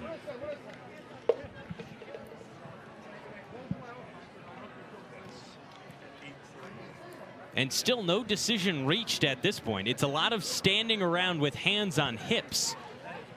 And not a lot of full-on deliberation here, it seems. The umpire, J.C. Fernandez, did make a gesture up to the press box, kind of pushed his hands out about a minute or 2 ago. But nothing has officially been announced. And Steve West, the Chatham Athletic Association president, has now joined the fold. He, much like everyone else in the ballpark, much like you and I, Hudson, is wondering what is happening right now. I don't know if anybody knows except for the huddle of 3 umpires who has not explained really any of this scenario here. They're laughing and joking right now without any kind of official statement on what's going on. Perhaps waiting for the fog to maybe drift a little more and get some sort of opening, giving the time needed for this. But it's really unclear whether or not they'll let this waiting period last for 5-10 minutes. The delay is supposed to be 30 minutes, although sometimes it's totally arbitrary and they say it's going to be 15. Sometimes they say it's going to be 20. Tom Holliday used to just make it up at some point. So really hard to say. There has been no official word given. The umpires are still huddled up just in foul ground on the third base side. Kelly Nicholson seemed to have got what he wanted. And this fog has gotten so much worse within the last just 30 seconds or so. More is blown over onto the field and settled. You can only make out the lit letters and numbers on the scoreboard. You can't see the actual scoreboard itself. The Chatham coaches are huddled together. The 3 umpires are huddled together. But there is still no word on the future of this ball game, so we may or may not be in a fog delay, but I can tell you this, there is a whole lot of fog and no baseball being played at Veterans Field right now. And we are in a fog delay officially. We're in a fog delay that started at 8:38. It is a 30-minute delay. 30-minute delay. That begins at 8:38 officially. And so we will take a quick break and we'll come right back. Hudson Ridley is down on the field. We'll get you to him in just a moment. It is officially a fog delay for the second time this season at Veterans Field. Orleans is ahead of Chatham 5-2 after 5 innings of play, which, as a reminder, means that this game is, if baseball cannot be played here, final. We have reached the 5 innings necessary to dictate an official game, and so we will get you word of what's going on at Veterans Field with the fog delay when we come back. This is Chatham A's Baseball on the Cape Cod Baseball Network. Zero chance that you'll want to miss our 0% for 72 months offer. For a limited time, CAT is offering 0% on the purchase of many new small excavators. That's 0% for better performance, 0% for next generation features. Great machine. It's quite impressive. 0% for work tools too. But there's a 0% chance this offer will last. So contact Milton CAT before there's 0 time left. It makes things better. Maybe we'll get to spread our wings tomorrow if luck will let us. Can anyone fly into these gray skies? Is there somewhere I'm meant to be? Sea fog comes like a river, rolls a stone, it's rolling me. I missed my turn in the dark, I hear your voice, it makes things easy. I stray too far from the road, wish you could always make things easy. And I won't fight through the rising tide if that's the way it has to be. Sea fog comes like a river, rolls a stone, it's rolling me. Sea fog comes like a river, rolls a stone, it's rolling me. Back at Veterans Field, we're in a fog delay on the Cape Cod Baseball Network. After 5 innings, the Orleans Firebirds lead the Chatham A's 5-2 on the back of a 4-run top of the first. Here's the situation. Orleans just stranded the bases loaded with 2 out after allowing 2 runs. So Chatham had a chance to get right back into this game, even tie it up or take the lead before this game became official. And then after the inning, The umpires met for about 2 or 3 minutes, got the two coaches involved, and at 8:38, 8 minutes ago, put this game into a 30-minute fog delay, and then they will reassess at the end of those 30 minutes. If after those 30 minutes, a decision is made that baseball cannot be played, this game will be final. Orleans will win 5-2 and will take 4th place, the final East Division playoff position, from the A's with 17 games to play in the Cape League season. Still plenty of folks here at Veterans Field waiting it out. Long lines by the snack shack, behind the Orleans dugout, on the first base side, and plenty still in the stands. Directly behind home plate, though, there is nothing going on the field. But for a meeting between the 3 umpires, generally during the fog delay, the 3 umpires will go back to the parking lot. In this case, they have remained on the field. The 2 managers have gone to and from, asking if there's any update. There will be none for at least another 20 minutes or so, as we have hit officially 10 minutes into this 30-minute fog delay at Veterans Field. Again, Orleans scored 4 runs in the top of the first, all before Chatham even recorded an out. Anthony Potestio was hit by the very first pitch of the game. Then Luke Nixon walked. Elijah Iquez hit a 2-run double, and Robbie Levy hit a 2-run homer. So 4-0 Orleans before Chatham got an out in this game. Orleans tacked on, made it 5-0 with the Dawson Bryce RBI double in the 3rd. Then it wasn't until the bottom of the 5th that the A's chased the Firebird starter Luke Pettit. Reed Stallman was thrown out at home plate before Isaiah Lane and Noah Miller came home on a bases-loaded walk by Jackson Freeman, I should say.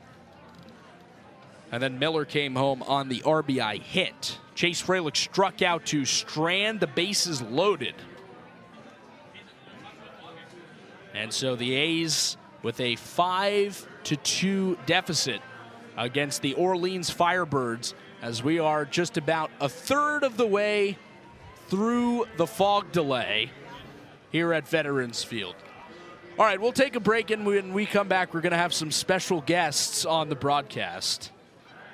They're back. Andrew Selliver and Jack Smith, last year's broadcast crew, going to join us after this. Again, it is 5-2 Orleans after the 5th inning. We're in a fog delay at Veterans Field. Firebirds could be just minutes away from taking 4th place from the A's. Don't go anywhere. Chatham on TRC, Cape Cod. At Healthcare, we're committed to excellence and compassion in everything we do, like helping people maintain their active lifestyles. Our innovative orthopedic program combines advanced techniques and leading-edge technology with highly specialized teams, including our nationally recognized Center of Excellence for Joint Replacement. Our focus is getting you back to doing the things you love, in the place you love. The Center of Excellence and the quality of care that we can deliver makes all the difference to the patients. They understand that they can get the best care right here on Cape Cod.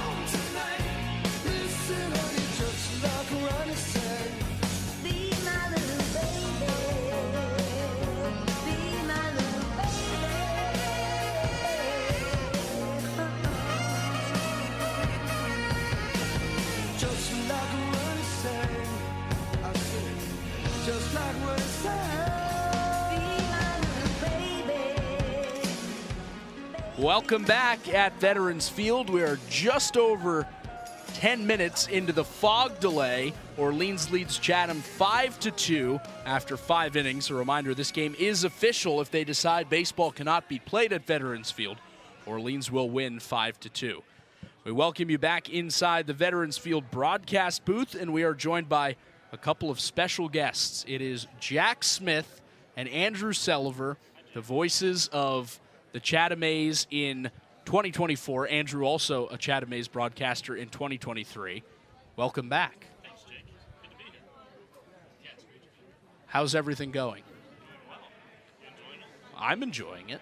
It's great to be back. So Fog never left. that's right. That's right. So you guys are both broadcasting minor league baseball now. First off, how does it feel to be back at Veterans Field? I'm enjoying it, Jack. Yeah, I feel like this is about as important we're going to do welcome back as we can get. And how's it going? Minor league baseball is a lot of fun. It's a lot of games, 132 in our seasons. Started back in early April, so it's been a cool experience. There's a lot of similarities to what we did here to what we're doing in minor league baseball, and there's also some new challenges, new differences that are fun to experience as well. Yeah, some of the ballparks are fun as fun as these, but it's a great thing. And one of the fun parts about it is seeing a bunch of guys that we saw play here either last year or past years, and now they're playing single A minor league baseball. It's a tie-in, but there's so many players that we saw play here that are now playing minor league. What's the biggest challenge that you guys face on a day-to-day basis that's different from maybe some of the things you faced here, where the day-to-day is just a little bit different and the environments are different? Now all of a sudden you're having games every single day, long stretches, very long road trips, and it almost seems like everything is just extended a bit.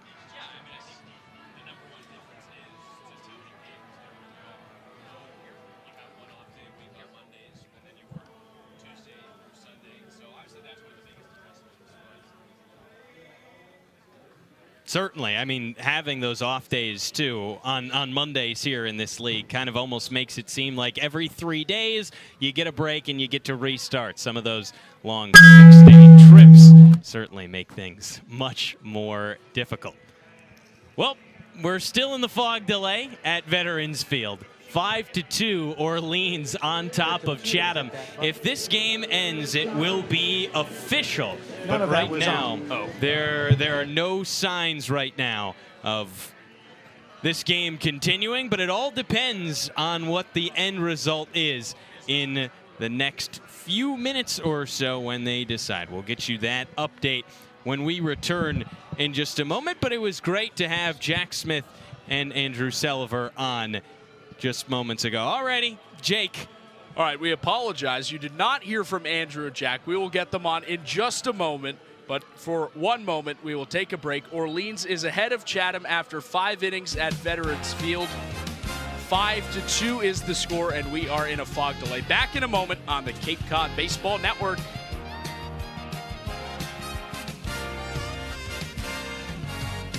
Chatham on TRC, Cape Cod. The Mass State Lottery, we know there's no bigger win than the $1 billion we provide each year to support all 351 cities and towns in Massachusetts. Now that's how we all win. The Mass State Lottery. Welcome to the state of winning. Cape Cod 5 is proud to be the official banking partner of the Cape Cod Baseball League. Cape Cod 5 offers a broad range of financial products and services tailored for every stage in your financial journey. Reach out to us. We're here to help. Had much to say, but man, I still think them cats are crazy. They were asking if you were around, how you was, where you could be found. I told them you were living downtown, driving all the old men crazy. The boys are back in town, boys are back in town. I said, the boys are back in town. The boys are back in town. Orleans in front of Chatham 5-2. We're still in a fog delay at Veterans Field. And now we are pleased to be joined by the 2024 Chatham broadcast booth. Andrew Selliver and Jack Smith are here. Guys, how are we? Good, Jake. It's good to be back with you again. So how's the first visit back to Veterans Field going? It's been great so far. Been here for a couple innings. It's an appropriate welcome with the fog. This is just such a great view, and I will never get used to it. You are both broadcasting minor league baseball. Andrew in the Texas Rangers system. Jack, as you may be able to tell, in the Washington Nationals system. How's it going so far? Everything's good. It's been a lot of fun. We're at our All-Star break this coming week, so we made the trip up here to come see you guys, come see the Cape again. But everything's been a lot of fun. First year, there's a lot to adjust to, but there's also a lot of similarities to what we've done here, so it's been a great experience. Yeah, feels sufficiently trained to be able to do it based off the last summer here. Obviously, the season's a little bit longer, 132 games as opposed to the 40 regular season games here, but definitely feel ready to do it and having a lot of fun. And that much baseball, if you love baseball, is just awesome. I feel like I was left on a cliffhanger on the other side when I asked you guys, how is it different from your time in Chatham? Obviously, you mentioned it's more games, but what are the biggest adjustments that you've had to deal with? I think one of the cool things that we get to do is there's a lot of international players that play in these minor leagues, and so there's players from the Dominican, from Venezuela that speak exclusively Spanish for the most part. So we'll talk to these guys with translators, do interviews, and to get to know kind of their journeys to playing professional baseball here in the United States has been a lot of fun. Yeah, I think it's also fun to play 6 games against the same team at a time as opposed to you guys changing teams all the time. I feel like you do get a sense of familiarity with not only the team that you're playing, but the place that you're at. If you're on the road, sometimes you have a full 2-week road trip, and so you're taking the team bus, you're staying in the team hotel, you're in one city for 6 games and another city for another 6 games. So being around the guys that much is, I think, one of the biggest differences. Do those road trips wear on you yet at all, or are you not fully used to them yet? The 6-game ones, I think, are mostly fine. The 2-week ones, we've had one 2-week road trip. We went to Fayetteville and Salem. That was a very long 2 weeks. Not a very fun combination of places, too. This is I'm not going to badmouth the Carolina League. All right, we're in a fog delay at Veterans Field. It is 5-2 Orleans over Chatham after 5 innings.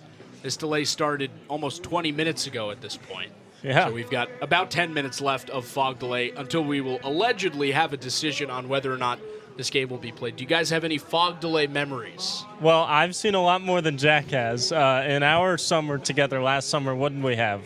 2? 2. I think it was against the same team twice. It was we got fogged out against Hyannis and then fogged out again when we were trying to make up that game, or was that a rain out? Yeah, I think that's right. And the one fog out, I don't even think we started the game. I think they called a fog out an hour before first pitch in that game, which is rare. But my first summer in 2023, we probably had 8-10 fog delays in that summer. We had a whole week where they couldn't play any games here.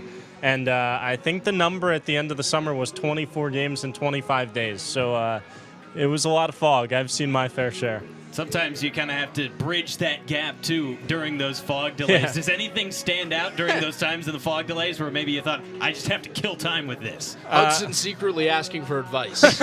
Yeah, you're doing the right thing here, Hudson. No, we had a lot of cool interviews. We had some pretty special people that were up here, and we got to talk to some college coaches, some former Chatham players. And but one of the cool things that we did our summer, in like the 4th straight game at home that they didn't get to finish, Jake and I were talking about this earlier, they held a Chatham home run derby for the players that didn't get to play baseball basically that week, and they split into 2 sides and they had a derby, and you couldn't really see if the ball was gone or not. So up here in the booth, we were just calling it and saying, yeah, that one's out of here, and they'd put it on the board. I'd like to take this time to bring up a weather complaint. Oh. I did a rain interview with Eric Beatty last year when he took over as the manager, and we stayed out there in the rain. I want to just publicly shame you for going into the dugout on opening day for your interview. Yes, Henry Ford. See, Henry Ford, though, this is a big-time player here. We didn't want to get him wet. We wanted to keep him conditioned inside, and he still leads the league in RBIs just because we kept him inside. He's been gone It was for the 5 warmth. days. It was the warmth inside that got him off to a hot start. I'd like to actually take credit for that in that play. So it may not be soft on my part. Maybe I was just thinking. Well, it can be soft and also the right decision. I'll give you that. Certainly. No, I do appreciate, too, when you guys come back and the first game back that you get happens to be fog in this foggy environment. And 2, a game that has been high leverage throughout. Does it kind of take you back these memories instantly of seeing the field and seeing the environment and thinking you're right back here in the ballpark?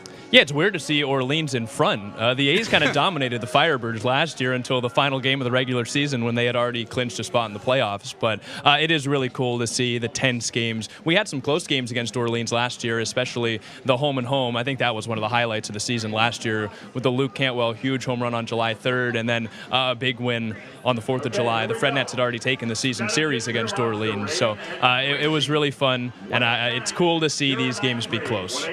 So we have reached 30 minutes on this fog delay.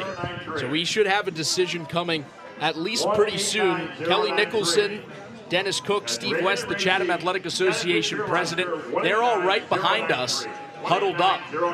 And they're about to make a decision, I believe, on this ball game. Guys, I don't know what you think, but it's cleared up a little bit. I say let's play some baseball. What do you think, Jake? Well, that's what we're here for. Yeah, I think you're good to go. I see the fence. Let's play some baseball. Yeah, the American flag is visible again, which was not the case about a half hour ago.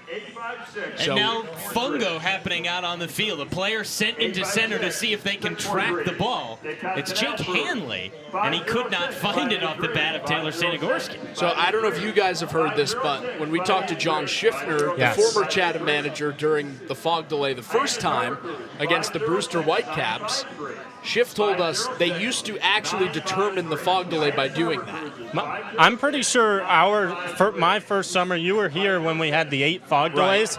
Probably half of those fog delays started by fly balls that center fielders just totally lost. So I don't think that art is totally lost here in the Cape. And we are getting a decision. This game is over. It is final. Wow. That's a shame. We only got 5 innings in. I blame Andrew. I do bring fog to Chatham, but the good news, we booked our trip till Wednesday, so we'll see some more baseball here at Veterans Field on Tuesday night. This game has been called due to fog. It is a final in 5 innings. Orleans beats Chatham 5-2. And the Firebirds take over 4th place from the Chatham A's in the Cape League East Division. That's a big one to be called for fog. Yeah, that's a massive game. Oh, and now here we got the max exodus from the bullpen. And of course, right after the fog out, it kind of becomes a lot clearer than it was about 30 seconds ago. Yeah, naturally. That always seems to be the way it goes. So sometimes them's the breaks. And Orleans beats Chatham 5-2 at Veterans Field. Andrew, Jack, welcome back. Thank you very much, Jake. We're so glad to be back. I gotcha. Thank you very much. Appreciate it, guys. Thanks for having There us. is Andrew Selliver and Jack Smith, your Chatham broadcasters from 2024. And they get to see a fog-shortened Chatham loss. 5-2 is the final. Chatham falls to the Orleans Firebirds at Veterans Field. Chatham has lost 2 of its first 3 matchups against Orleans in 2025. Well, it came earlier than we expected, but it is almost time for the Anglers Extra post-game show. We'll have an interview for you after this quick break, plus we'll get you the highlights presented by Touchstone Closing. That is all coming up on an early Anglers Extra post-game show when we come back. Again, in a 5-inning game shortened by fog, Orleans defeats Chatham 5-2 and jumps into 4th place. This is the Cape Cod Baseball Network. Sports Radio, play-by-play. Go A's, Chatham on TRC.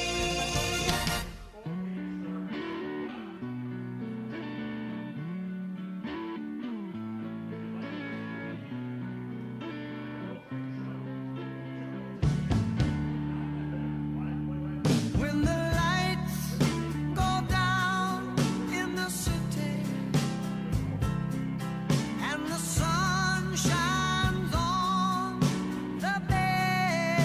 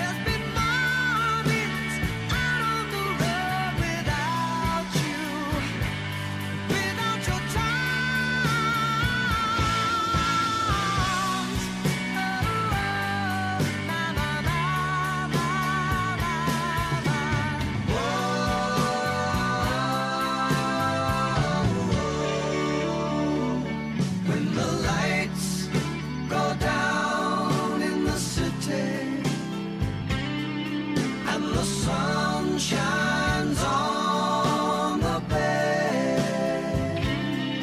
Ooh, I wanna be there in my city. Oh, oh,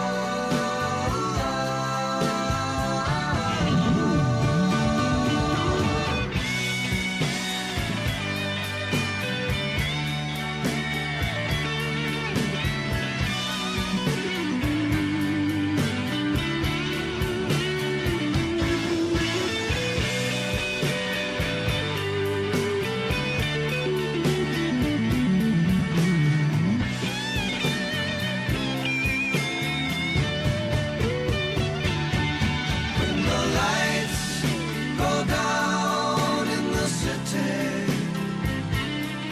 and the sun shines on the bay. Ooh, I wanna be there in my city. Oh, oh,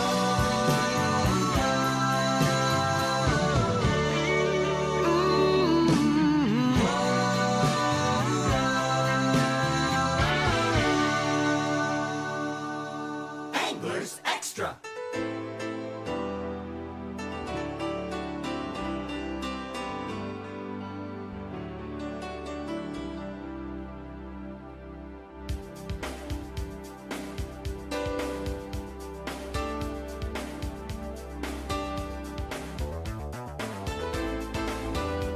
It's time for the Anglers Extra post-game show. A 5-2 fog-shortened loss for the A's at Veterans Field to Orleans as Chatham falls to the Firebirds and falls down the East Division standings. The A's now 2 games under 500, and they find themselves in the 5 spot in the Eastern Division. Hudson Ridley with you as we take you through the end of this game. The final line scores: the Firebirds, 5 runs on 5 hits, no errors. For the A's, it was 2 runs on 6 hits, no errors for Chatham. It was a back-and-forth game at the beginning. Really fourth for Orleans. 4 runs scoring in the top of the first before a single out was recorded by the A's. Potestio reached on the very first pitch of the game from J.J. Glasscock, a fastball that drilled him in the back of the leg. It was followed by a walk, then an Elijah Iquez double, which brought in 2 runs, and a home run, which tailed it all together. It ended up being a 4-0 game in the top of the first. Orleans would add 1 more on, and that is how we got to that position. 5-2 the final score, and now Jake Klein is standing by with a special guest. All right, Hudson, Diamond side with Kelly Nicholson, the Orleans skipper, after the Firebirds take down the Chatham A's 5-2 in a fog-shortened game. Kelly, when the fog comes in right there, what were your thoughts? Well, I told Cookie, and I have the utmost respect for Dennis, when our guys came off the field and they couldn't see. The catcher, you saw Cash go palms up on that pop-up, and Levy said, I can't see out there. So it's a really, I've been on the other side of that. It's a crummy way to lose a game. But when you can't see, you can't see, and it is what it is. What were the conversations like between you, Dennis Cook, and the 3 umpires?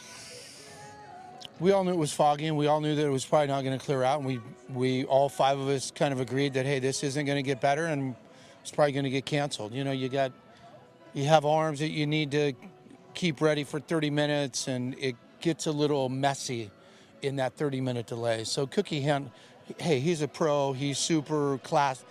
He's pure class, Dennis is. So, you know, he obviously, you guys wanted to play, of course. He wanted to play, but couldn't see. You do take over 4th place from Chatham after the fog-shortened win there. How much do you talk about that with your team before the game? We don't. We know there's a lot of baseball to be played, and everybody's kind of right in the mix. And it's always nice to get a win on the road, and it's always nice to get a win in your division. But we've got a tough game tomorrow with Brewster, and we've got to come to the ballpark ready to play. What did you see tonight from your starter, Luke Pettit, against the A's bats? Yeah, Luke threw the ball pretty well. You know, got into he gave us 4 2/3. I think that's probably our longest start of the summer. But he's looks good. He's good. He throws strikes and knows how to pitch, and it was good to see him go 4 2 tonight. On the other side, what did you see when your offense jumped on the Chatham starter, J.J. Glasscock, there? Well, that was good. It was good for always good to throw up a crooked number in inning number 1, and they did a good job. And, Levy hit that homer, and EK's double down the line. I think they walked the first couple batters of the game, then Eakes double down the line, and Levy homer, and, all of a sudden, before blink of an eye, you were up 4-0, which is never a bad thing. So happy for our guys. We're starting to swing the bats well. Kyle Johnson has really lengthened our lineup. Even though he didn't get any hits tonight, he had 2 really good at-bats. Flew out deep to, I think, right center and maybe left center tonight. And so he's going to help us offensively.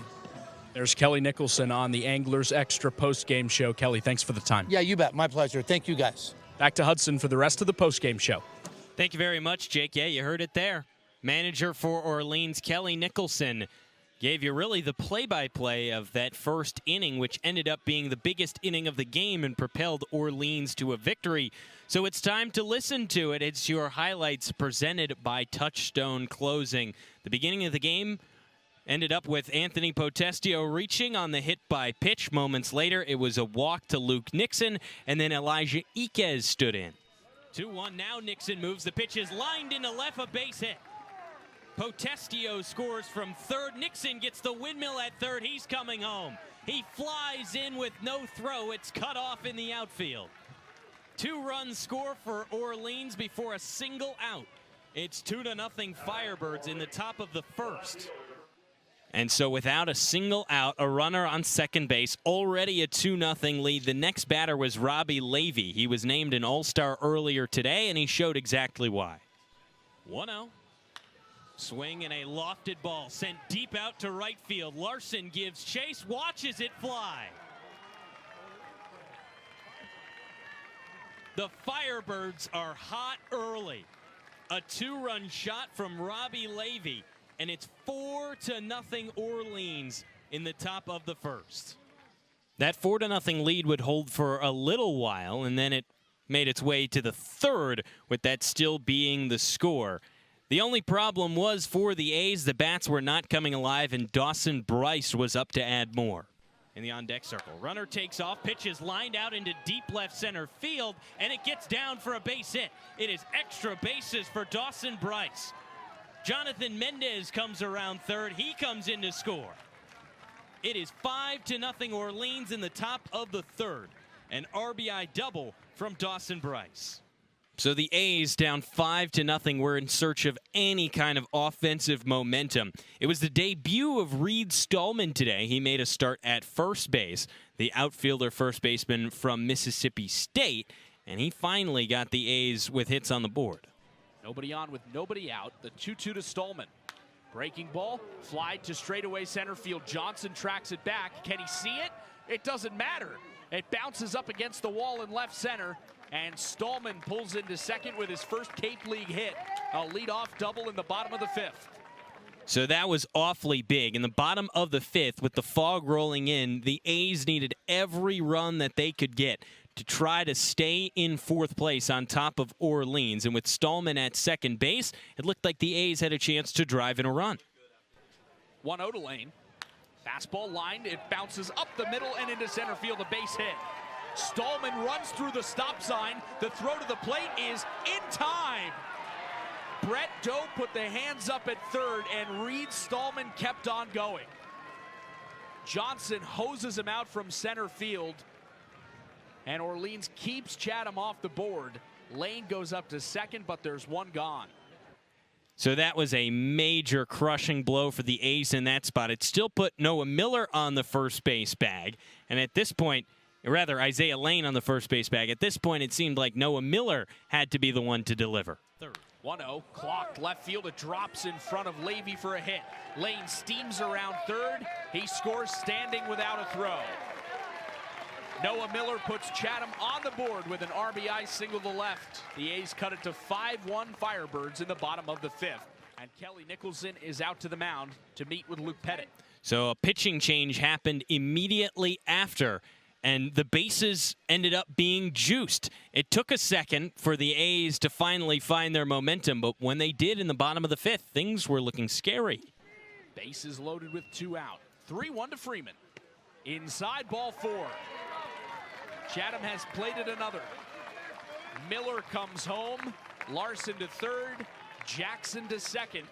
Jackson Freeman brings home a run with a bases loaded walk. It's 5-2 Firebirds in the bottom of the 5th.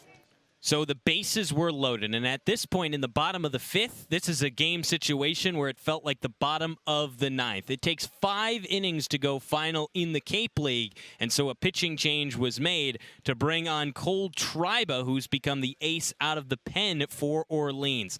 Things were not going well, and with the bases loaded, the A's had the lead-taking run at the plate in the form of Chase Fralick. But then 5-2 Orleans, bottom of the 5th. The pitch. Swing and a miss, strike 3. Triba strands the bases loaded, and this game is official. So the game had gone official at 5-2, and just moments later, the fog delay occurred. It pushed the game further back and back before it could no longer be played, and that was the end. A 5-2 loss, and those were your highlights presented by Touchstone Closing. The A's fall 2 games now under 500, and Jake, in a season where it feels like a great win and then a disappointing loss, the trend just continues game by game. And I talked to Taylor Sanagorski, the Chatham assistant coach, down on the field after the game, and he was bummed, not because they called the game, but because of when it happened, right as he felt the Chatham A's were turning the corner offensively in this game. And as he said, you know how the Anglers work. When one guy's hitting, it's contagious, and it felt like we were starting to hit, and then the fog hits at the wrong time. But as I said, Dems de breaks. Dems is, in fact, de breaks, Jake, and that was an unfortunate loss for the A's, who tomorrow head on the road to take on YD. 5 o'clock start for that one, a 4:40 first pitch from Red Wilson Field. It's the second time the A's travel there this year. All right, that'll do it for us, for our producer, Beckett Culkins, and for my partner, Jake Klein. We say so long, and tomorrow night, we better have you right here wherever you get your Chatham A's baseball. Remember, 4:40 start time. We will see you there. Chatham Anglers Baseball 2025 has been brought to you by the Chatham Bars Inn, Chatham Clothing Bar, Touchstone Closing, Mahi Gold, Chatham Paint and Hardware, Sweet Tomatoes Pizza, the Red Nun Bar and Grill, Short and Sweet Ice Cream, Cape Cod 5, and by the Chatham A's. Chatham A's Baseball, Sports Radio, play-by-play, summertime on Cape Cod. This has been an exclusive presentation of Chatham A's Baseball on TRZ Team Line. Chatham on TRZ, Cape Cod.